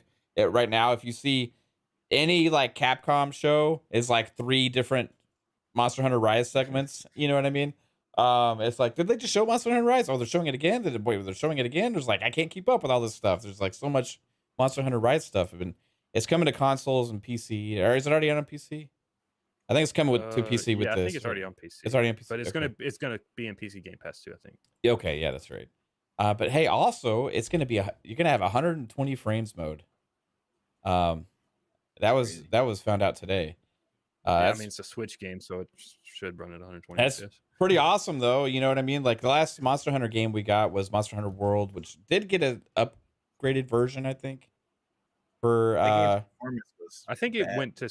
Did it go to 60? It may I have been think only I think 30, they 'cause- updated it to like a one of those free updates. And That they got had like a pretty 60. obvious frame dips for at least for me. Yeah, it doesn't now. I think Monster if you Hunter bought World. it on the Xbox One X, I think it had a performance mode. I think that was one of the first games that had like a performance and like a quality mode back on the old last gen. Right. Yeah. It got a next gen version now though, like a free update. Yeah. So it's like runs really well. But I haven't played it in a while. Monster Hunter Rise is I think it's going to be a big deal in January when it hits. You're going to have a lot of people play because it's got so much damn content. Because you're getting like the version that has everything, right? I mean, that's been released I would so assume far. so. It's a pretty big deal. Fuzzy, is this something you're going to play? Yeah, I'll definitely give it a try. I played Monster Hunter World on my One X last gen, and the only drawback was by the time I really got into it, everybody had already leveled up and moved on to other games. So it was just like me and Blam playing it for a bit. But some of the mechanics from that game made its way into the Division as far as like the add-ins for like your armor and your build and stuff like that. So it was pretty cool as far as how you could, level up certain weapons, certain gear and things along those lines, and going out there and, trying to hunt down dinosaurs or whatever those creatures were. Yeah. But yeah, I definitely want to give it a try when it hits Game Pass next month. Yeah, right on, dude. I'm excited because I didn't have any friends to play World with when it came out. So I just kind of soloed it and joined some random Yeah, I was like the only people one and of my friends stuff. that bought it. Yeah, and same. that's just like, But now, like, I'm not gonna know people that are gonna play. It's gonna be in Game Pass day one, also. So that's gonna be like a thing. Everybody will have it. So I think it's gonna kind of take off. What about you, 3-Bit?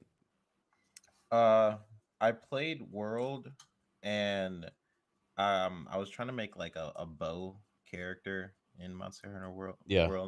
Where I only use a bow. I didn't realize that was like not really meant to be a primary weapon, so everything was freaking hard for no reason. Yeah.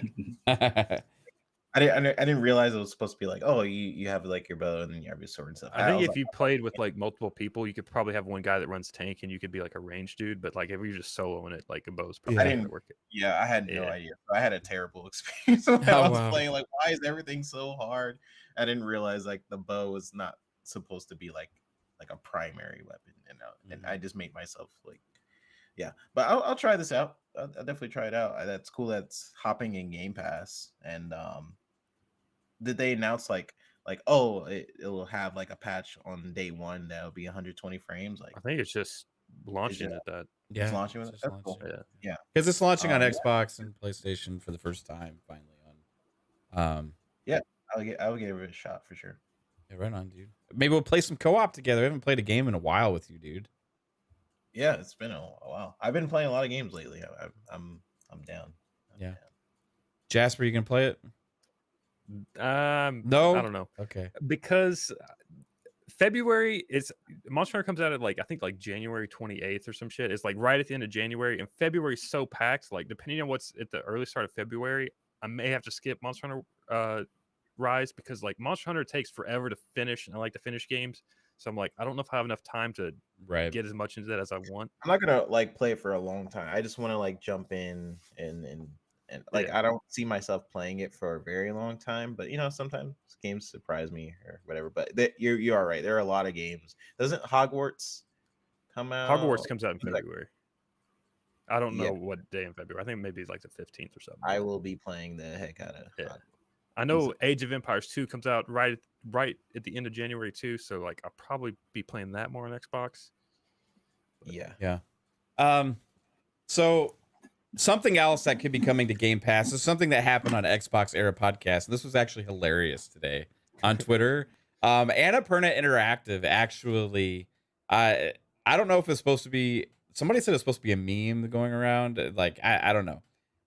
But they actually like talked about Xbox Era, Annapurna did, and their show that they had where Special Nick had mentioned that Neon White would be coming to Xbox Game Pass and Xbox sometime fairly soon. He doesn't know when. He speculated at December, right? And this was some, I guess I didn't watch the show, so I'm guessing it was like, you know, leaked information from a source or something like that, right? But the funny thing is like Annapurna Interactive came out and said, without our agreement, Nick from our Xbox Era Podcast said that Neon White would be coming to Game Pass, Xbox Game Pass in December. We don't have any news on any more ports for this year. So he called out that it was an error. They called out that it was an error from Xbox Era, but they didn't say anything about 2023, just this year. And I found that interesting because it must have struck enough of a nerve with them to be somewhat true. And Nick didn't say that he said it was December. He said that he just speculated maybe it could be December. So they went on to like take this and say like, hey, he's wrong. We're not doing this year. Right? Like, does that, for me, it adds credibility that, because if it was just completely off the wall bogus, like it would just fall under the radar like nothing ever happened, like usual. Not doing it, you know what I mean? Yeah, so it must have struck a nerve. So I would anticipate that thanks to Annapurna Interactive actually getting in the mix on this, maybe early next year, Neon White hitting Game Pass as well, which was like maybe a trailer at the Game Awards.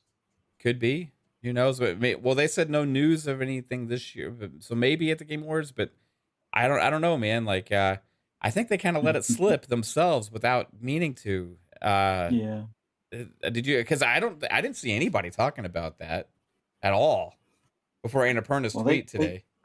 They definitely had eyes on anybody leaking that info. Like I honestly think somebody probably got in trouble for breaking an NDA. I don't know if it was Nick himself or his source, but Nick, Annapurna was on that right away, and all they had to say, they could have said, "Oh yeah, we don't have plans at this time," and leave it open. But to put a caveat, oh well, we're not announcing anything for this year or for the remainder of this year. It's like, well, you didn't not say beginning of next year, but it just they kind of let the cat out of the bag without letting the cat out of the bag. I think they thought they were squashing a rumor or a leak, and they just made it worse, basically. Right. Yeah, I mean, they could have just let it go and not said anything, and it would have just, nobody would have ever even talked about it again, probably. I see in the chat people saying, "What is Neon White?" It's a very popular indie game that launched this past year, and it's actually up for some game awards as well at the Game Awards. So it's a highly thought of game. I think it reviewed really well as well. Looks pretty cool. It's like an action based game, kind of a different style of gameplay. But another perspective on this, like maybe that they since it was related to Game Pass, maybe that since they're launching it on PlayStation December, maybe they're like, we're gonna lose sales because people may just wait for our Game Pass shit. Right. So like maybe that's why they're trying to get ahead of it and just be like, we're not putting this out. Like, it could be, but it's funny that they said without our agreement. That like almost like means that like told him something, but you didn't agree to let him share it, right? Well, I mean, that's, I guess. Yeah, But we said it was off the You record. know what I What are you mean? doing? So that means maybe somebody within there let it slip or whatever, and they found that or out. maybe you they know? just couldn't like think of a way to word it. It was like this guy just said something that without our like. Yeah. I mean, consent, I we don't don't know. need an agreement to talk about Annapurna Interactive or speculate on any games that they have coming and whatsoever. But yeah, I don't know. it's weird. Pong said he speculated December because That's when the the PlayStation PlayStation version is right. launching this So month. I think maybe in a couple months, maybe next year. Because early they next also year. said they don't have plans for another port this year. Yeah. Well, I'd So- also I think probably 2023, early 2023 would make sense, and it would follow the trend for Annapurna as well. Like they tend to release their games and services like that, and they also tend to have exclusivity on them for a little while first, right? So what was the other one that came out on PlayStation this year that was a hit from Annapurna? Oh, Stray. I think it was Annapurna Stray, right? Yeah, that's That'll probably think so. happen in Xbox in 2023, and it'll maybe come to Game Pass when it does. That wouldn't surprise me as well. That's kind of been So this initially came out on Steam and Switch in June on June 16th. So right. 6 months to get a port, maybe another 6 months. I don't know. Yeah, who knows? We don't know what what deal they had to get it on PlayStation first, but I'm guessing they're just doing ports one at a time. So the PlayStation they chose first, and next they'll probably do Xbox. So it's interesting. Definitely, it's another game to potentially look forward to. But I also wanted to talk a little bit more about the Game Awards. Yeah. So yeah, Pong said like without our agreement is a meme that came from F1 Racing. I just don't understand it. Like it doesn't translate well in a tweet like that meme. Like it's hardly used. Like it just comes across as confusing from Annapurna. I don't get it. I don't get it. Maybe it's because Annapurna, they usually do like crazy shows, right? you're thinking They're of like a notch down from Devolver. yeah, Like, you're thinking Okay. of Devolver Devolver. is the Yeah. crazy ones. They're a little more reserved, but they're different as well. I guess Okay. you could say. Yeah, I'm trying to look at this without our Yeah, I was agreement trying to meme. look up this fucking meme. I can't find it. So it's like, Yeah, it's such a vague meme to put from an official like publisher's post. It's so weird. I don't know. I don't understand. However, I did see something about that Pong. I just don't get it. It doesn't make sense. Maybe it's a UK thing or something. I don't know because F1. we're old people on the internet and don't understand Yeah, anything. I don't know. What are emojis again? So I wanted to talk about a little about the Game Awards. So the if there is a silver lining about Xbox price increase here, they might have let a little bit slip about what the intentions are for Thursday, right? Like I said earlier, I would say that the only reason for releasing bad news on a Monday is if you're trying to get ahead of something you don't want it to overshadow, right? So you look at the timing of that announcement today on a Monday. Your Xbox is synonymous with releasing bad news on Fridays. Okay, happens all the time. Bad news, good news on Mondays, bad news on Fridays. They almost always go with that trend. We got bad news on a Monday this week. So what is happening this week? Why would they try and get good news out or bad news out on a Monday as opposed to a Friday? Well, there's an event happening on Thursday, and that's the Game Awards, right? So if you're having the Game Awards and you were to potentially have something that gets revealed at the Game Awards, like a price, right, or a pre-order amount, release date, $70 price tag, which had not been previously announced before at all, could cast a dark cloud and create conversation about that as opposed to the game, right? If you try and get ahead of it, negative conversation out of the way. You got 3 days now, Monday, Tuesday, Wednesday. Hype builds up for the Game Awards. You show Redfall release date. Pre-orders go live, say January, February, whatever it is, March. And nobody is talking about $70 anymore because we already talked about it on Monday, right? So I believe that their announcement today is because we're at least getting one release date. Pre-orders go live on at least one of the big 2023 announced games. One of the four. Minecraft Legends is not going to be $70, so I'm not anticipating. That's one good thing about Microsoft is they kind of price their games out per like what the size of the game. Like Minecraft's probably gonna be like 20, 30, like stuff like that. They're usually pretty good about doing that.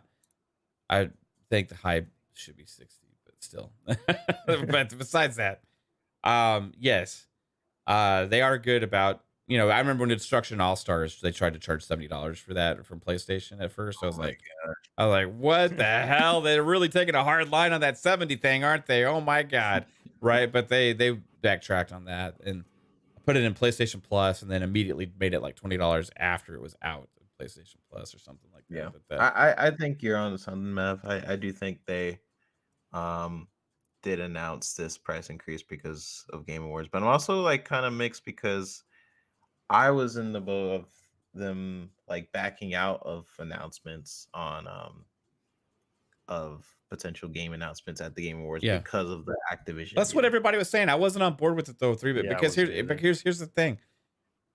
Those 3 games are supposed to come out before June, right? They had E3 this past year, this year, and they said within 12 months. They also themselves said that the ABK deal was going to be done around fiscal year 2023, which leads up to June 2023. So if those games releasing within that year are necessarily a problem, then why tell us that at that time, right? And then it was because they were trying to hide it from like the regulators, which I'm sure the regulators already know what's coming out. They're being used against them constantly within the regulators stuff, right? So for those games that are already announced, I don't see why you can't show them, right? And for Redfall, Forza Motorsport, Starfield, and those games, like they're coming before. They're supposed to come Sony before the deal's done. To have a show, or at least that was rumor. I don't know if that was a thing, but we at least know it was rumored that Sony was supposed to have a show, but they want to appear weak, so they didn't have a show. I just was. It's like a game, right? with these regulators and everything. So I agree with you. I think a lot of these games are coming out soon, so there's no reason why. What would be more damaging, the game actually releasing before the deal's done, or a trailer with a release date? Because it's supposed to release before the deal's done anyway.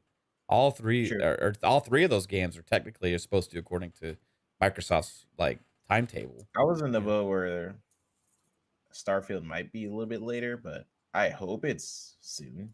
Yeah, they said it was supposed to be within 12 months from last year's E3, so I'm going to hold them to it.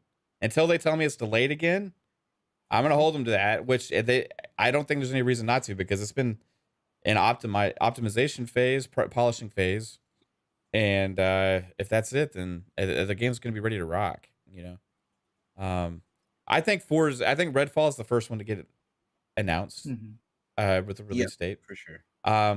Fuzzy, are you expecting Redfall to get a trailer and release date, Sean?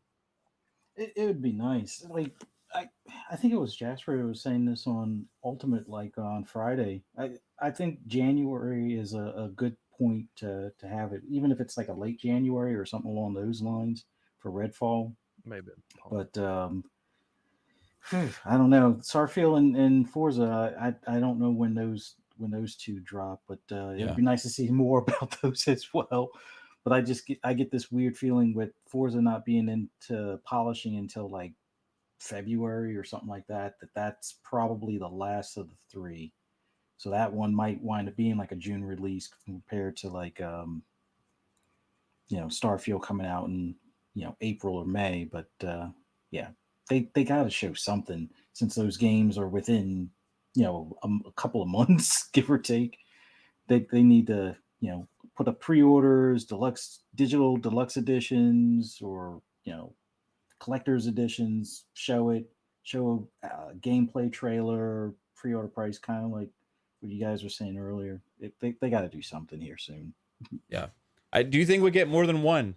Because hear me out here. There's not another big show until next E3 unless they have some other kind of thing. I would say like April is probably the cutoff date. Like the first 4 months, like if there's 2 games come out in the first 4 months, you'll probably get 2. But like after that, I think they'll probably wait. So that would be, if that's the case, that would or should be potentially Redfall and Starfield.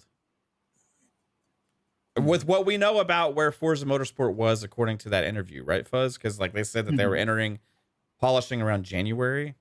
I would imagine that polishing is going to take a few months at least, right? Yeah. So you talk about maybe June for that game, May, right? Maybe May or June, if it's falling within that 12 months segment. So that would put Starfield ahead of that, right?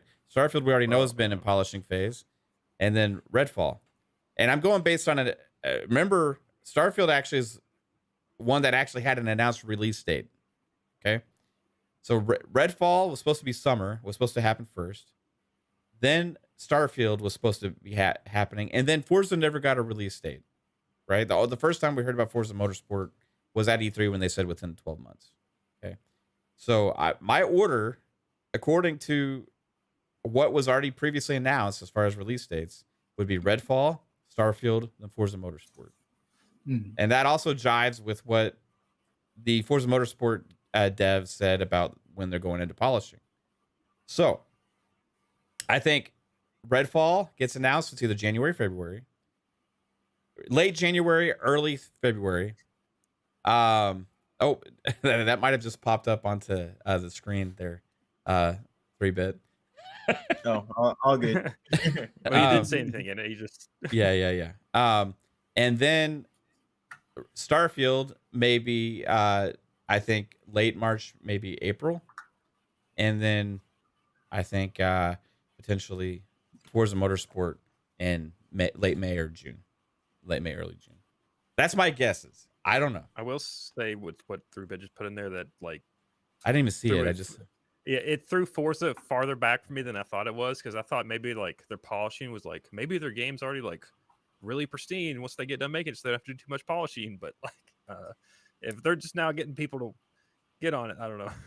Yeah, we'll see. I mean, who knows? I mean, there's I think Forza with the new engine and everything I think it's pretty far along, right? I mean, I think they got to be in like some kind of like marketing aspect. Yeah.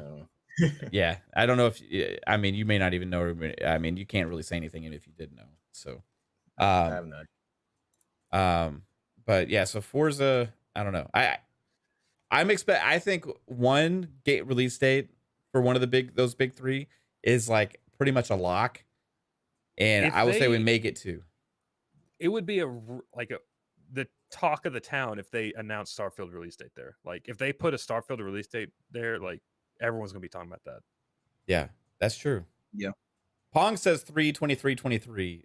I think that Todd Howard likes to go with interesting dates as well. I think that would be a good one. 3/23/23.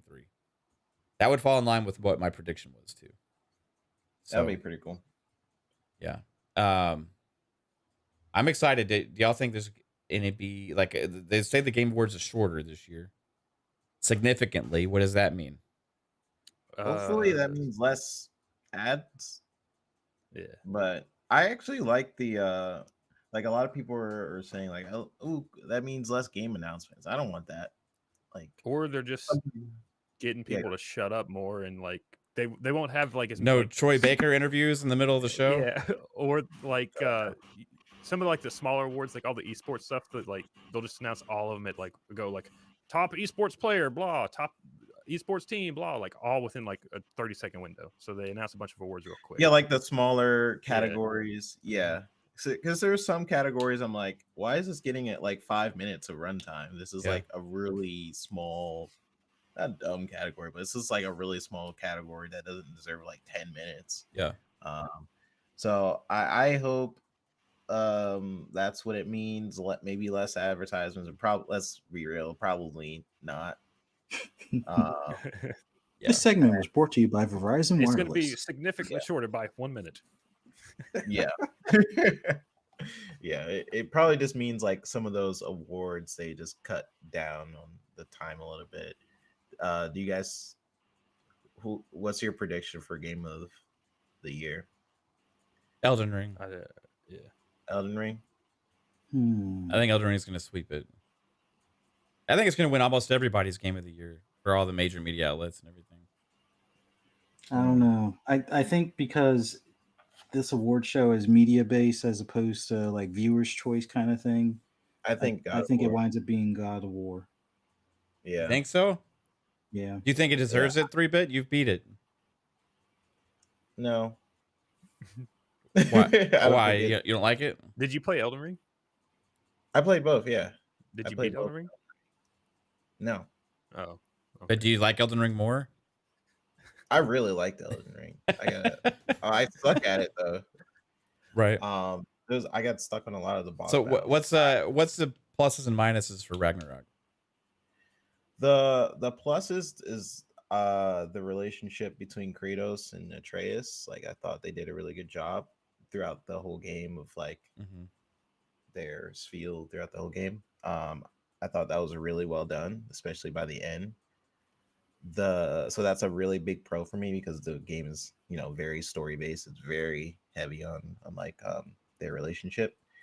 The cons to me, which I guess was sort of rectified, 2/3 of the game, the puzzles I hated. I thought they were trash because of the fact that, I mean, I explained this on a little bit, but like the puzzles on God of War Ragnarok, the fact that like I just get to a puzzle like, oh, okay, cool, all right, let's see how to solve this, and then the guy's like, oh, you want to solve this, you just click on that, just go to that little box, go across, hit the button over there. hit the button. And I was like, what the, you didn't even give me a chance to solve it. So they do that in I would say 2/3 of the game they tell you how to solve the puzzles, and it was just like a big negative for me. I'm like, I don't, to me that's just bad game design. Like you tell me how to solve a puzzle before I can solve the puzzle. The game also can get really repetitive with the enemies. It's because I can't say a lot. The game gets really repetitive with the like some of the combos. Like you can get like different runes in the game. Yeah. And they like can make you do like different attacks and stuff, but some runes you don't get till like the end of the game unless you are doing nothing but like side quests. But yeah, that was like a negative for me too. But overall I thought it was super polished. Like the graphics I thought were beautiful, the different worlds you go to were beautiful. Yeah, I don't know. I don't think it was game of the year. They definitely did expand upon the first game. It's pretty much the first game. Was the first game better or worse than this one? I like the story better in the first one, but this one feels a lot more Grand. It feels like a bigger story. Right. Yeah. Like there's a lot more characters in this one. There's it's definitely like there's a whole war. It's Ragnarok. I mean, you right? call So- God of War 2018 a masterpiece, right? You said it's one of the best games Yeah. ever, right? So Yeah, this game I didn't agree. live up to your expectations, according to that. No, it didn't live up to my expectation of the first. I rated the first game like a 10. I would give this one like 8. It's a fantastic game. Like if you love Yeah. the first one, Unplayable. 8s are bad. no, no. There's something about the first game that I really like. Maybe it's just being introduced to this new Kratos. The originals, like I don't want to be that old guy. Like I love the original games, but the originals, what they did with like the puzzles and The gameplay was a epic. lot better. So Like, cool, so yeah. cool. So maybe I'm just thinking about that too. I'm like, I wish they kind of were more brutal with the combat with how they did it in the past. But I get he's more of a wiser Kratos now. He's more like I won't kill, and you know he's getting more like that. So I don't know. I rated it 8. I don't think it was better than the first one, but it definitely is a great game. It's super polished. If you love the first one, you'll love this one too. Yeah. So awesome, man. Yeah. Well, hey, it's an awkward time probably to do this, but it's time to actually get to some business here. We got to acknowledge our amazing sponsor, Manscaped. I should have done this a long time ago, but we got onto the $70 train. Manscaped is a sponsor of this show. I appreciate our sponsor. Everybody who's watching right now, appreciate everybody in the chat. You guys have been rocking out and having some fun with this. But did you know, everybody, It is the season for clean balls. Fa la la la la la la la la. Our friends at Manscaped are helping you clear your driveway for safe travels this holiday season. From stocking stuffers to white elephants, Manscaped's products are at the top of every wish list. Grab some crop mops for your pops or the body buffer for the holiday lover.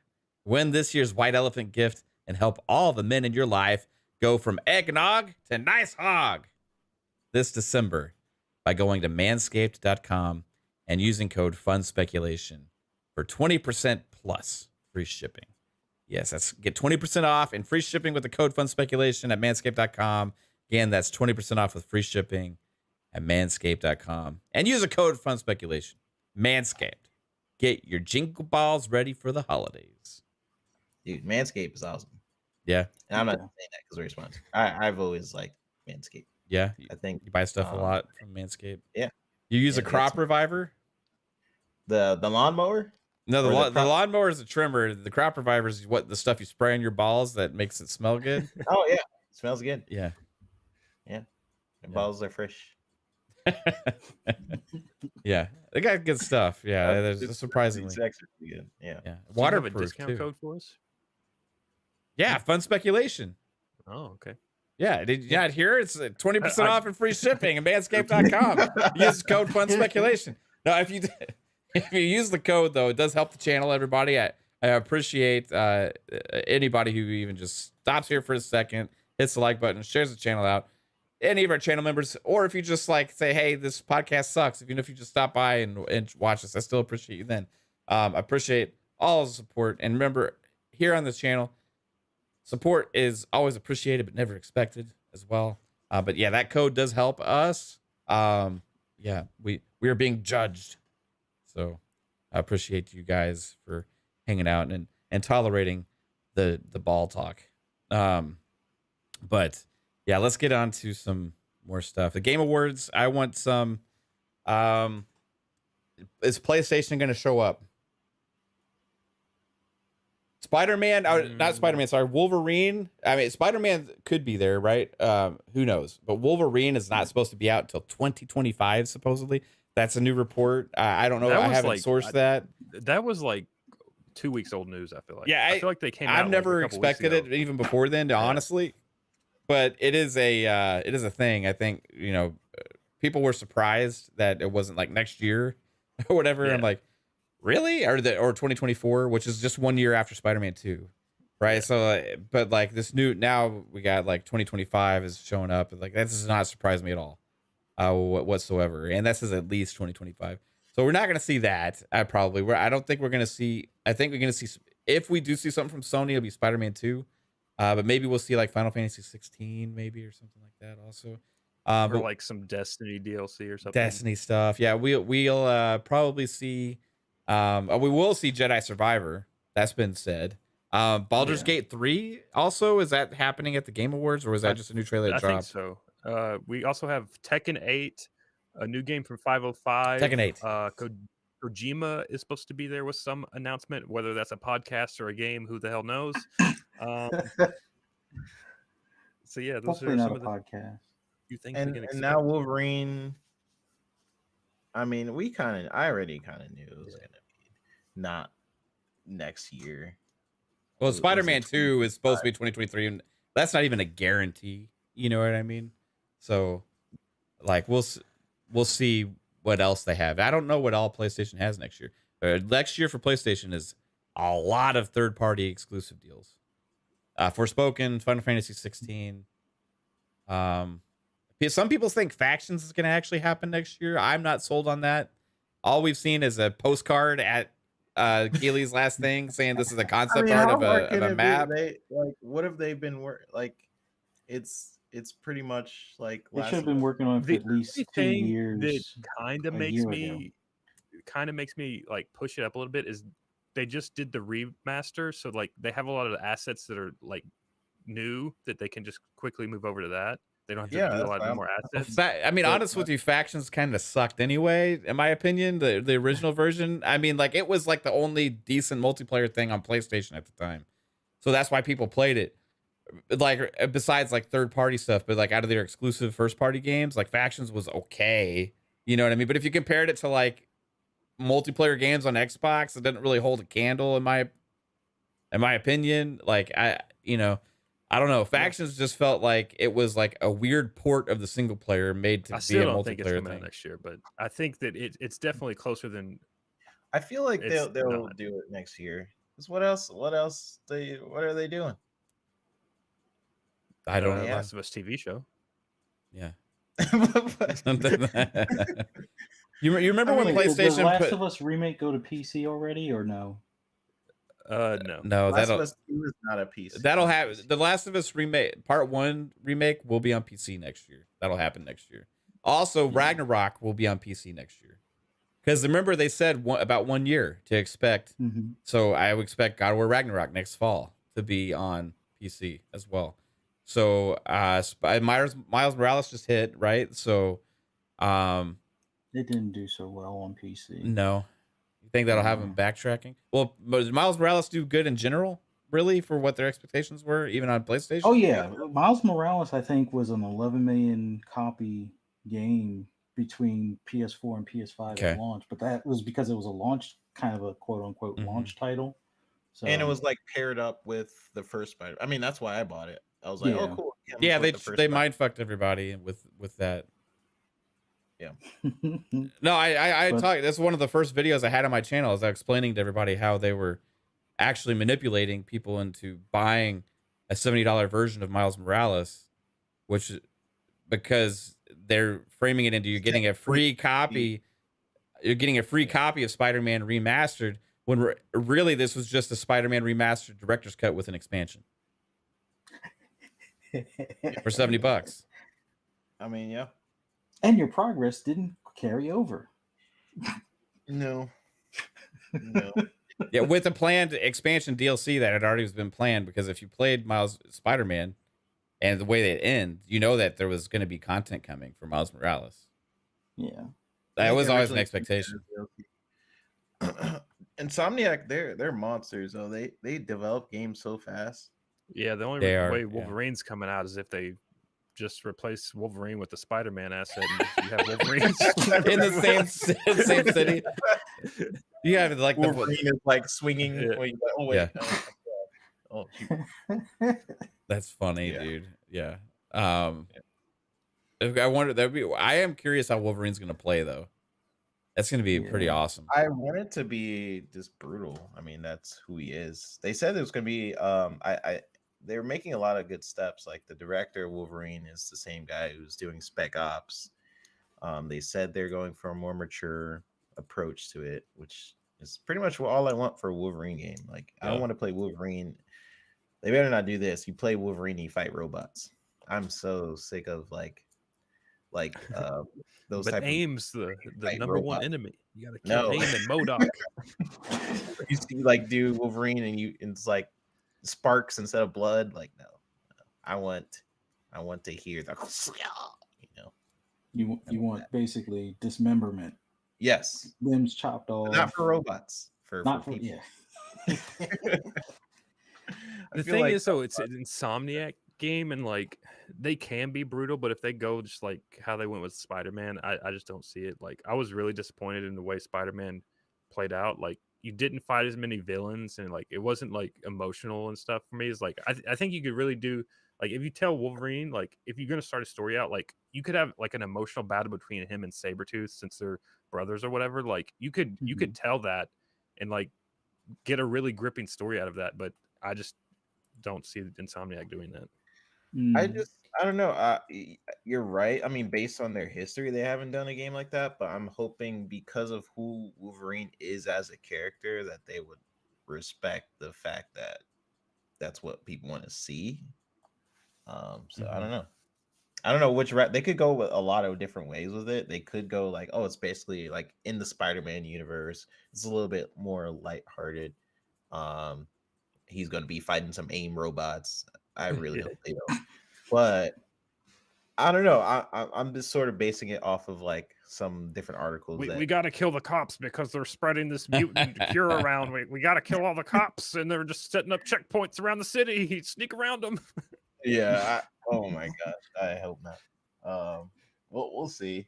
we'll see. I mean, that game's not gonna come out anytime soon. So next year is looking grim for PS5 first party wise, but it was very grim for Xbox this year. So it's like trade-off, you know, they switch. It'll be a switch next year for these companies. So Yeah. we'll see. Yeah, we'll see what happens at the Game Awards, guys. I think it's going to be a good show. I don't know what to expect. You can check it out here with us on Fun Speculation when we do a co-stream on Thursday for that. So that'll be a lot of fun. And I don't know who else is going to be here. Pong and I will be here because it's our normal PM time. But everybody else here on the channel is welcome too. So we'll have some fun with that. It's gonna be a blast. I do think Xbox is gonna show up. I expect at least like one thing from PlayStation, and I think that Xbox had maybe this week has a little bit of a different attitude. They almost kind of threw a FU to the regulators out there today with the Brad Smith op-ed, where he's like basically like, hey, go ahead and try and sue us. It's gonna be a mistake, right? So. That was very interesting that he put it out there. Also, at the same time, the CWA came out in support again, loudly on Twitter for this deal to go through, and that's one of the biggest labor unions out there.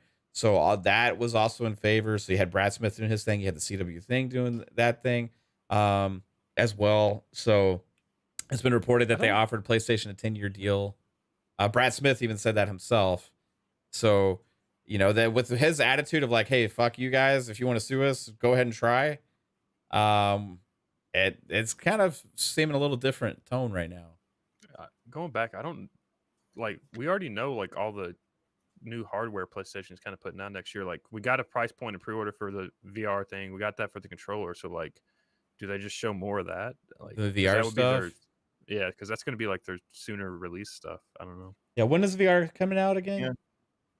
I think it's like February or March. And it's $600 or $500? More than 500. 500, I think. But I don't. was It's weird. 550, 'Cause I don't blame it because the specs that are in it are insane. But yeah, I think it's cool. Going to be a cool device. I just don't know how much mass market appeal it has and if it makes sense, you know. But that's it. That's cool. If you want to get it, then you know they're going to like make some my games problem for it. isn't with the pricing of it.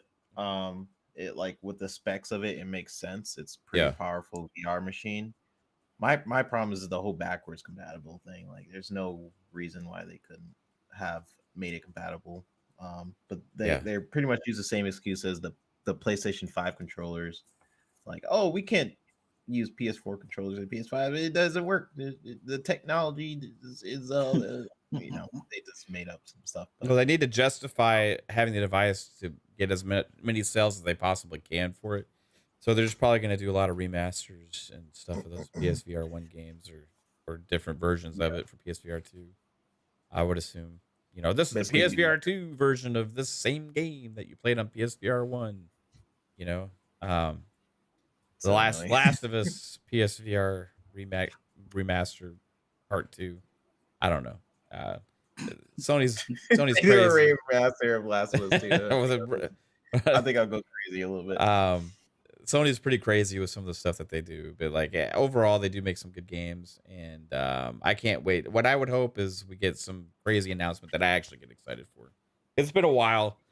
And Wolverine and Spider-Man 2, I'm kind of excited about, but you know, unless they announce like a Ghost of Tsushima 2, or they announce another Uncharted, or bring back a classic franchise, I'm just not getting excited for some of these. I just think Sony's going to be there with marketing deal stuff and not like any of their stuff.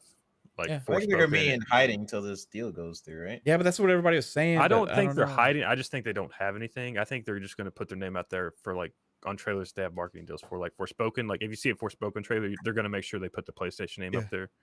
Maybe they didn't have a PlayStation show this year because all they had for next year was Spider-Man 2, and they were just saving that for the Game Awards. Yeah, I don't know. It could be. I mean, it's possible. Well, why are we gonna spend all these money making this show? We just fucking put Spider-Man 2 at the Game Awards. More people are gonna watch that anyway. You know what I mean? All the money like, making the show, they just stand in front of a green screen and be like, "This today we're excited about Spider-Man 2," and they show a 5-minute video. It's like, it was a $5 budget. I mean, do you guys think this is literally like that's all they have to show for next year's Spider-Man? Or do you think What like, I some mean, of those first games party that's wise, like what about their games of service stuff? You think that's There's too nothing early? ready. That's way too early. I think Factions is probably the Probably closest the only one. to being ready to talk about, and then or to be shown. And then the second one, and this is still a rumor, take it with a grain of salt. I'm hearing that there's a multiplayer Marvel game that's been in the works as well. And it's looking like it's going to be squeezed in between Spider-Man 2 and Wolverine. So that feel like- will probably be the next one, but I don't think that's this year or 2023. I think that's beyond 2024 or beyond or something like that. if you do This like is an probably Ultimate like Alliance style game, that would be pretty badass, you know. I feel Yeah, like you what they'll port do is that off just the Switch instead of leaving it there. But Yeah. they're probably just gonna take a game like Horizon and do a DLC and call that like a Well, new game. they Hawkeye. are. They already said they're making a live service Verizon multiplayer game, I think. Yeah. Oh, they are? Yeah. Like an MMO or something. Yeah. Yeah, there's going to I be a mean, Horizon thing. I don't remember if that was a leak or if that was from their mouths, but yeah, there's a Horizon But that's like such MMO. a Sony move. Like they'll just like do something that was planned as DLC and make it like a game. Yeah, they want to make like They've done turn that a so lot many of their first party stuff into live service games. Their So they popular just brands. fill that void Yeah. and just pick Yeah. a franchise. Well, we're gonna get Ratchet World announced at the Game Awards. Ratchet World. Yeah, Ratchet and Clank World. We're gonna get to all live and communicate and have fun walking around in the Ratchet and Clank universe together. There we go. Rel hit us with a $2 super chat. Appreciate you. Rel says PS wants to rebuy every game or charge upgrade. Yeah, wants you to rebuy every game or charge upgrades. Yeah, I mean that's what their motto's been. That which used to be the motto across the industry. A lot of people have changed and done the whole that's Nintendo's free model too, pretty upgrade much. system. Yeah, 100%. Yeah, some are still sticking to the old ways. I'd say 2K is on that train still as well. But a lot of games are doing free updates and stuff too, which later this month we'll get The Witcher 3 will be free update. So I'm looking forward to that. But hey, we got tidbits to get to, guys. So let's rock into tidbits here, and we'll call it.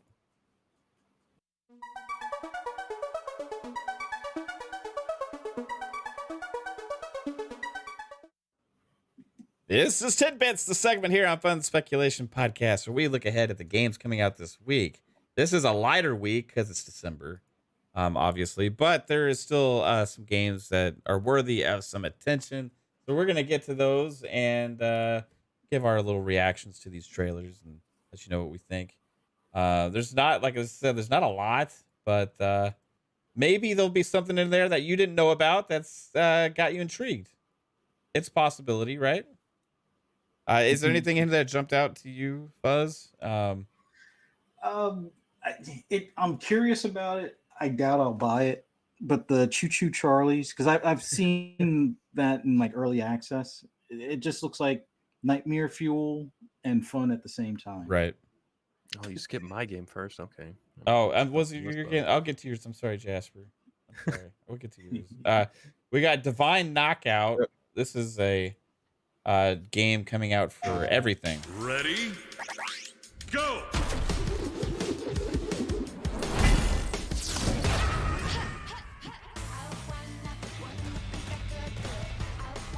This is a 3D brawler. Oh, this is what I was been wanting out of fighting games, kind of as like a different perspective. Time to turn up the heat. This is like Smash Bros, but 3D. Join Amir's Club!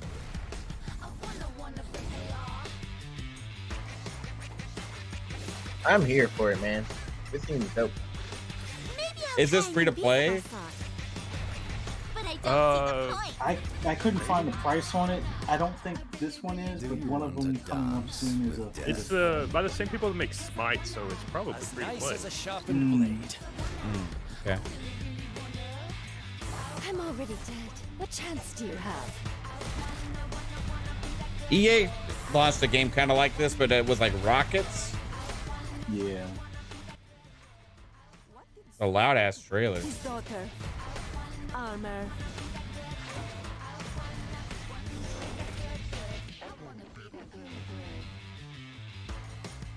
Divine Knockout, December 6th.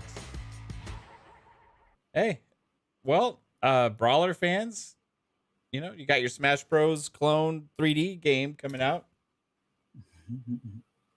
It looks pretty good, honestly. I mean, it didn't look horrible. All right, we got Hello Neighbor 2 launching on everything for $40 on the 6th. Is this in Game Pass? I believe this think one's coming to it Game is. Pass as well. Yeah, I think this is Game Pass day 1. Now they've had alphas and betas of this for a bit, and I think if you bought like the original Hello Neighbor, you had early access or something like that. I never understood this game. Basically, you gotta try and like get deeper and deeper into the house and find out the secret or whatever, while the neighbor watched, creeps like, around and tries to catch you. Like speed runs this game because like I thought about playing the first one because you can speed run it pretty quick, but like What guys is on PS Plus this month? Is it the Brawler game? the Smash Bros thing. Oh, okay, cool. The Smash Bros game is on. It's not Smash Bros. Divine Knockout is on Yeah, PS I know. Plus. Thanks, guys. Appreciate that. Nice. Hello Neighbor 1 was huge. It was a Yeah, all massive. the kids seem to love it. Yeah, it would like had a whole streaming craze and stuff, and YouTuber video craze, and There's also like they made a like Among Us kind of thing, like a multiplayer version of one of them, didn't they? Secret Neighbor. Yeah. Secret Neighbor. Yeah. Mm-hmm. I can't stand these games. Yeah, basically you gotta like hide while he's like looking for you, and you gotta kind of go deeper in to see what I he's up love to. the concept, so maybe this one will be like that. But I like remember playing it after like In the first one, the neighbor was an old man. This one, it looks like it's a crow. Yeah. I mean, they get really weird when you like in the first one, like you become like really small and he's like a giant and you're walking through some like dream thing, like walking on top of kitchen tables and like everything's white around you is like weird. Yeah.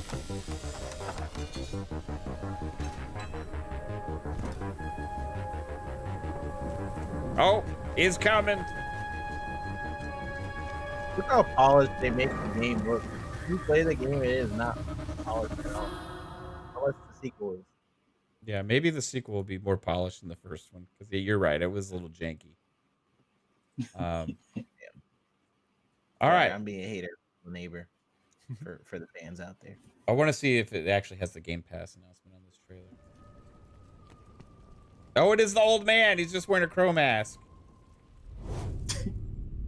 Oh my god, he looked at us. It didn't say Game Pass. All right, so we got Sky Children of the Light. This is launching also on. Oh, this is actually just PS4, PS5. This Yeah, one's I free think to it's play. already been on Switch, and it's a mobile game. Okay, Kinda. so it's one of those that's getting ported to. That game company. 6 minutes. Oh, good God. And I'm Okay. Eileen Hollinger. Yeah, You've seen some of our it's studio's previous the titles starting with studio. Lupa. You could probably run through it pretty Yeah, quick. here, for the we'll just get to gameplay. some There are a lot gameplay. of characters to help along the way. Each realm Pretty. will offer distinctly different emotional experiences. It kind of looks like Journey Happy a fields little of bit. Daylight Prairie to the dangerous grounds of the Golden Wasteland. There Am I will be getting double something audio, or for is that- everyone. The storm at the end of the Seven Realms will be your destination to head I think it's towards just the poor resort. audio in the trailer. We'll share more about that Oh, in a okay. moment. Children of the Light is just one of the many chapters scheduled to come to the world of Sky. As an ever-expanding social adventure, there will be more stories, there will be more characters, there will be more quests, as well as more expressions that helps you to communicate with other players. At the game company, we think of Sky as a virtual adventure park. All right, that's that game. Oh Wow, my god. that was loud. Holy shit! Sorry, I just tried to skip to the next one, and it was like it just jumped right into the Oh yeah, gameplay. this one's from Steam, so yeah, Yeah. it's a lot much louder. audio, sorry. Chained. No, you're good. Chained Echoes coming out to everything for $25. Speaking of Echo, Are y'all getting an Echo? Yeah. I think it's good. I was in the last one. No, I was making a bad joke. Isn't this called Echo something? Oh, okay. Chained Echoes. Yeah.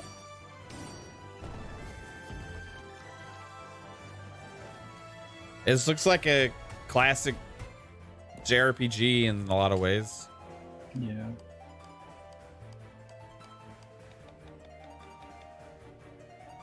Is that an upgrade path? Oh, he just got smacked. It's got everything you want: mechs and domestic violence and gorillas. Domestic violence. Right on. I like It looks good. I like the logo design, so I'll play it. Yeah. Okay.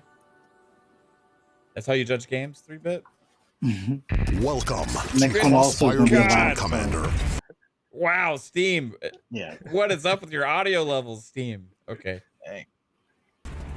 We are delighted by the community Ooh, feedback in this the is last 3 months of early Crossfire access. Legion 2 large coming out on updates PC. have been released, and we have more in the works. By the end of this video, Yes, this the was And part of the Choo Choo Charlie Crossfire will also be franchise. a loud one as Released. well. Yeah, it's and 3 it's new just units Crossfire, are like joining Crossfire the X, game. whatever. It's the same Completing brand, the it's roster different with a total of genre. 57 Yeah. different units for you to play. Looks pretty cool. I like We're releasing the RTS. new refinery map for the high intensity mode, Payload. This The will high open up intensity 8 mode. Can different you maps for actually, to is fight it your map foes building? on. Like, I mean, base building in it? I don't know. We are also releasing the 3rd act to the campaign. It's here we establish New Horizon, and why this faction is hellbent on world Jasper domination. plays it, then I'll play it. With this, we will be delivering hours of intense I got campaign some shit action, to play. with more to come. Nice. And for I the guess that one. first time, we are releasing a new level Well, there's your editor, map giving and you base the building, tools whatever. to unleash That's a your level editor. It's imagination different. and create new content for the community. And this is only the beginning, Commander. I'm thinking the way the We have maps new are modes set up, planned, it's the extra base maps is for already you to fight established. You on. just got to figure out where you want to put Yeah. the To turrets or the complete your walls or the strategy. troops and stuff. More co-op modes Where to you play could with just build friends. everything from scratch. And kind of. entirely new missions for our custom map. campaigns coming in the next few months. There's Looks no pretty time cool. to hesitate, Commander. We want you to join us to help shape the game. Update 1.3 is available $30 on now, and for a PC. limited period, you can get Crossfire Legion with 34% off. Right on. All right, Choo Choo Charlie's gonna be another loud Yeah. one. The weird thing is it just auto plays. You know what I mean? Yeah.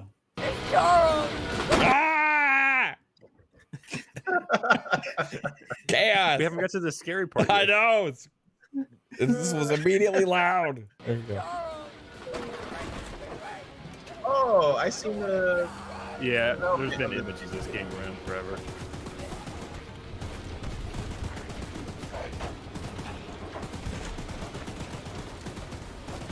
So this is coming out on PC. Yeah. just PC. Yeah. Yeah, it's like one developer or something like that. Mm-hmm. I choose you. Choo choo Charles. Like I think he made this game Charlie. as a joke, and like Yeah. we're like, oh, I actually want to play. He's like, oh shoot, I gotta actually make it. Choo choo Charlie coming to your nightmares. Zoo. A spider train. This is no Thomas the Tank Engine. It's Choo Choo Charles. Get fucked in the caboose. That's not 3-bit riding the train. It's Choo Choo Charlie. What somebody needs to do I'm is gonna add shovel Choo some Choo coal in your Charlie furnace. to Oh, cool, where Spider-Man on PC or Miles Morales on PC. Add Choo Choo Charlie to that. as a mod. Yep. Oh no, no lip sync. That'll be a DLC. Choo Choo Charlie. We have spider trains. We have lock picking. And we have weird looking fucking people. Well, they also have a fucking spider train. So. Oh, it has an upgrade system. And there's an upgrade system to your train. Oh, it's got the. Oh. Is there more than one enemy, or is it just the fucking spider the whole time? What are you trying Just to? the spider train. Yeah. Spider not enough for you, man? You want? I think Ah! at Choo the start Choo of the trailer, Charles. there was like people with guns or whatever. Like, You want Choo Choo Kevin? Choo-choo, Bob. Choo Charles. Welcome to Crossfire Loop. Oh shit, balls. Oh my god. I didn't mean to do that. All right. I wonder if it's loud for the audience or just us. I don't know. It's so fucking loud for us. Sorry if it's Yeah. loud for. I'm sure it's loud for them too. I I mean, apologize. well, let's just rip headphone users. So maybe, Blame Steam. My god. All right. Next one is YouTube. Thank goodness. It's a treasure hunter's paradise. All right. Two siblings dream of collecting treasures from around the world. We got Dragon Quest Treasures releasing on Switch. To become legendary. $60 Friday. This Dragon Quest series spin-off. You'll recruit a variety of well-mannered monsters to join you on a marvelous adventure. With their help, and with your trusty fortune finder, locating loot will be a breeze. Monsters are perfect travel buddies for exploring this vast world. This reminds me, I gotta play Dragon Quest. That's the only Dragon Quest I play, and I fucking love Dragon Quest. It was really good. Yeah. I forgot about that game. I'm gonna go back. That's what's like kind of got me interested in this, just like on the fence, just because I love builders. Yeah. Yeah, I remember I played it. Psycho recommended it, and then I was like, okay, I'll try it. And then I played it, and I really, really enjoyed it. It was super good. That's awesome. But it was, a lot of games was coming out around that time. Oh, So no, I didn't. Well, I did, but I didn't. Hold on. I got them coming. It's literally a 30-second trailer too. There's 2 games, right? No, it's just one. The other one's from last week. It's right above Fuzzy's list. The firefighter. I got it. It's coming. Don't worry. Hold on. I just got to find it again. I just want to make sure I copied one of the links. I want to make sure I got the right link. Yeah. Okay, here it is. And I know I got to bring the screen back up. I did close it prematurely. Get ready for this most anticipated game. Yeah, this is going to be anticipated because everybody's going to know what it is now. Because we had to. Oh, what the hell? Why is it not? Oh, here we go. We had to bring this up. So, firefighting simulator. The Squad. Ooh. It's gonna be on Squad. Game Pass. Yeah. No, just it's coming to Xbox It's One, $30. Xbox Series X, PS4, PS5. It's been on PC for like the last year or so. Okay, so here's the last game. Rated E10 for ages 10 and up. It's not on the screen. I don't Oh see it shit! on the- Hold on, it's coming. All right, here we go. There's on screen now. You missed the first 7 seconds. I know. I got it started over. I'm sorry. Rated E10 for ages 10 and up. Technicalities. There you go. The fire has spread to the roof of the house as well as an adjoining room. Backdraft potential in the area. Park in front of the building and begin line establishment. Unit 1 to dispatch. Copy that. Ooh. I'm not gonna lie, this could be really fun, like Power Wash Simulator. If you get a group of friends. Just I would totally play this. Yeah, firefighting simulator, the Squad. There's a lot of fun simulators that have come out this past year. Kate really likes gas station simulator, actually. There's a gas station somewhere. Yeah, you like have this creepy like uncle that loans you money, and his henchman comes and beats you up if you don't pay it back. And you like upgrade a garage and like a gas station out on Route 66. So you like own a gas station? Yeah, you take a ran down gas station, and like every once in a while this like party bus shows up, and like these people just like dance like this, right? And they're all like, your place gets overwhelmed and you gotta like go and take care of everybody, and you actually have to scan the stuff in the store too, and while they're all doing this and dancing and yeah, no, seriously, it's like 15 people show up all of a sudden, they just start doing like this, and they all have like weird masks on, you know. It's like when I go to a gas station, I'll be like this, and he'll know. Yeah, they're like raving when they come up. Like, God damn it! It's like, yeah, not those again. crazy fucks. Yeah, not those gas simulator kids again. Yep. Well, everybody, appreciate you sticking around for. I'm explaining it so bad. Come on, babe. That's literally what happens, right? I appreciate you all watching the show. It was fun times tonight. We did have our 70 rant. Jasper was playing devil's advocate, and we also had a lot of fun talking about some other stuff too. So I appreciate you tuning in to the show. We had an awesome chat today, so you guys rock. And like I said, we'll be back on Thursday for PM in the PM doing the co-stream for the Game Awards. So come watch the Game Awards with us, and we'll have a blast hanging out there. We'll have a little pre-show. We'll go into the Game Awards, and we'll have a little post-show. And I should be there. Nice, dude. And then we'll have Friday's Xbox Ultimate podcast. We'll kind of go back and talk about whatever happened the rest of this week as well. But yeah, we'll get to some outros here from our amazing panel. Fuzzy, where can everybody find you, sir? Oh, just thank you for having me on. Awesome being here with you guys, as well as everybody that caught us live, as well as those who catch us on replay. For anybody who wants to hear my rambles on anything gaming related, just follow me on social media at fuzzy_Belvedere, whether that be Twitter, Hive, Mastodon, Instagram, you name it. Look forward to also seeing you guys on Friday for Xbox Ultimate at 10 p.m. Eastern Standard Time right here on this channel. And then, look forward to being back here next week, Monday, 10 p.m. on FSP with you guys. Look forward to it. Right on, man. Thanks as always, Fuzz, for everything you do with this show. Help it make it go with the tidbits and everything, dude. Absolutely awesome. And 3-Bit, thanks for being here this week. It means a lot to me anytime you can make time to show up for one of our shows. I'm still waiting on your Get Back at Me video. That's like 2 years in the making. It's not happened It's been yet. delayed. Been Are you delayed. wearing a sweater in your house? Huh? Are you wearing a sweater? It's cold. Okay. Is it? Just like, Yeah.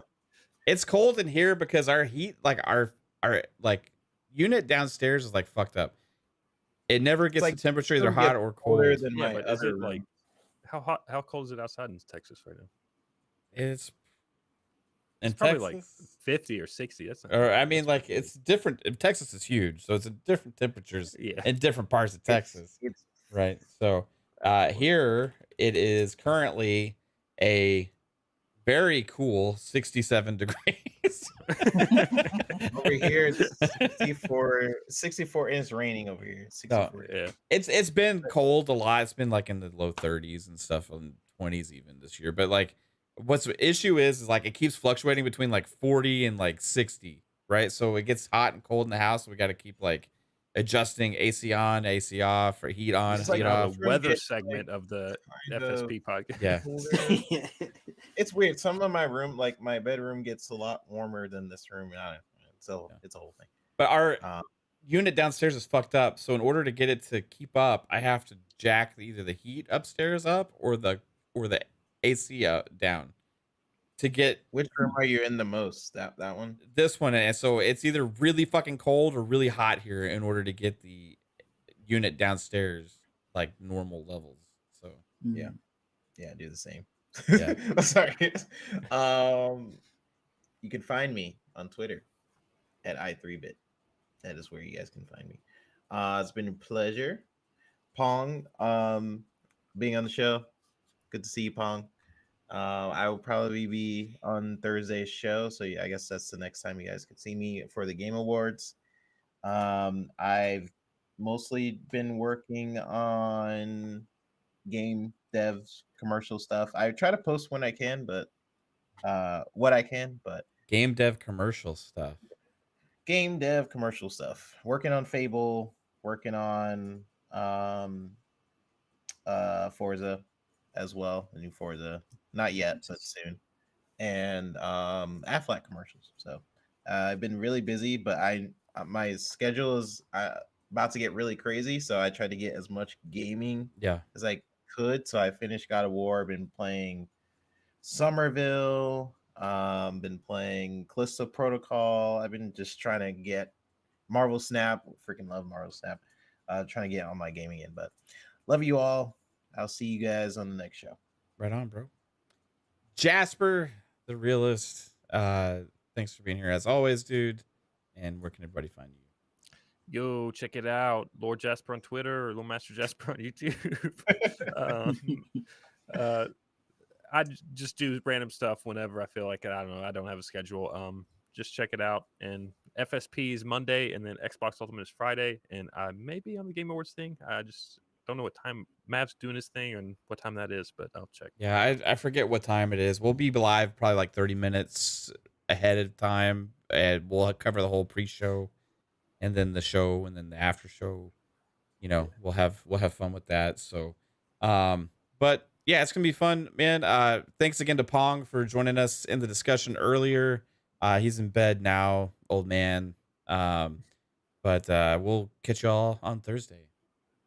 If I have time, I'll stream something tomorrow night or in Wednesday night, but we'll see. Have a good one, everybody. Peace. Bye. Thanks again. Later. Bye.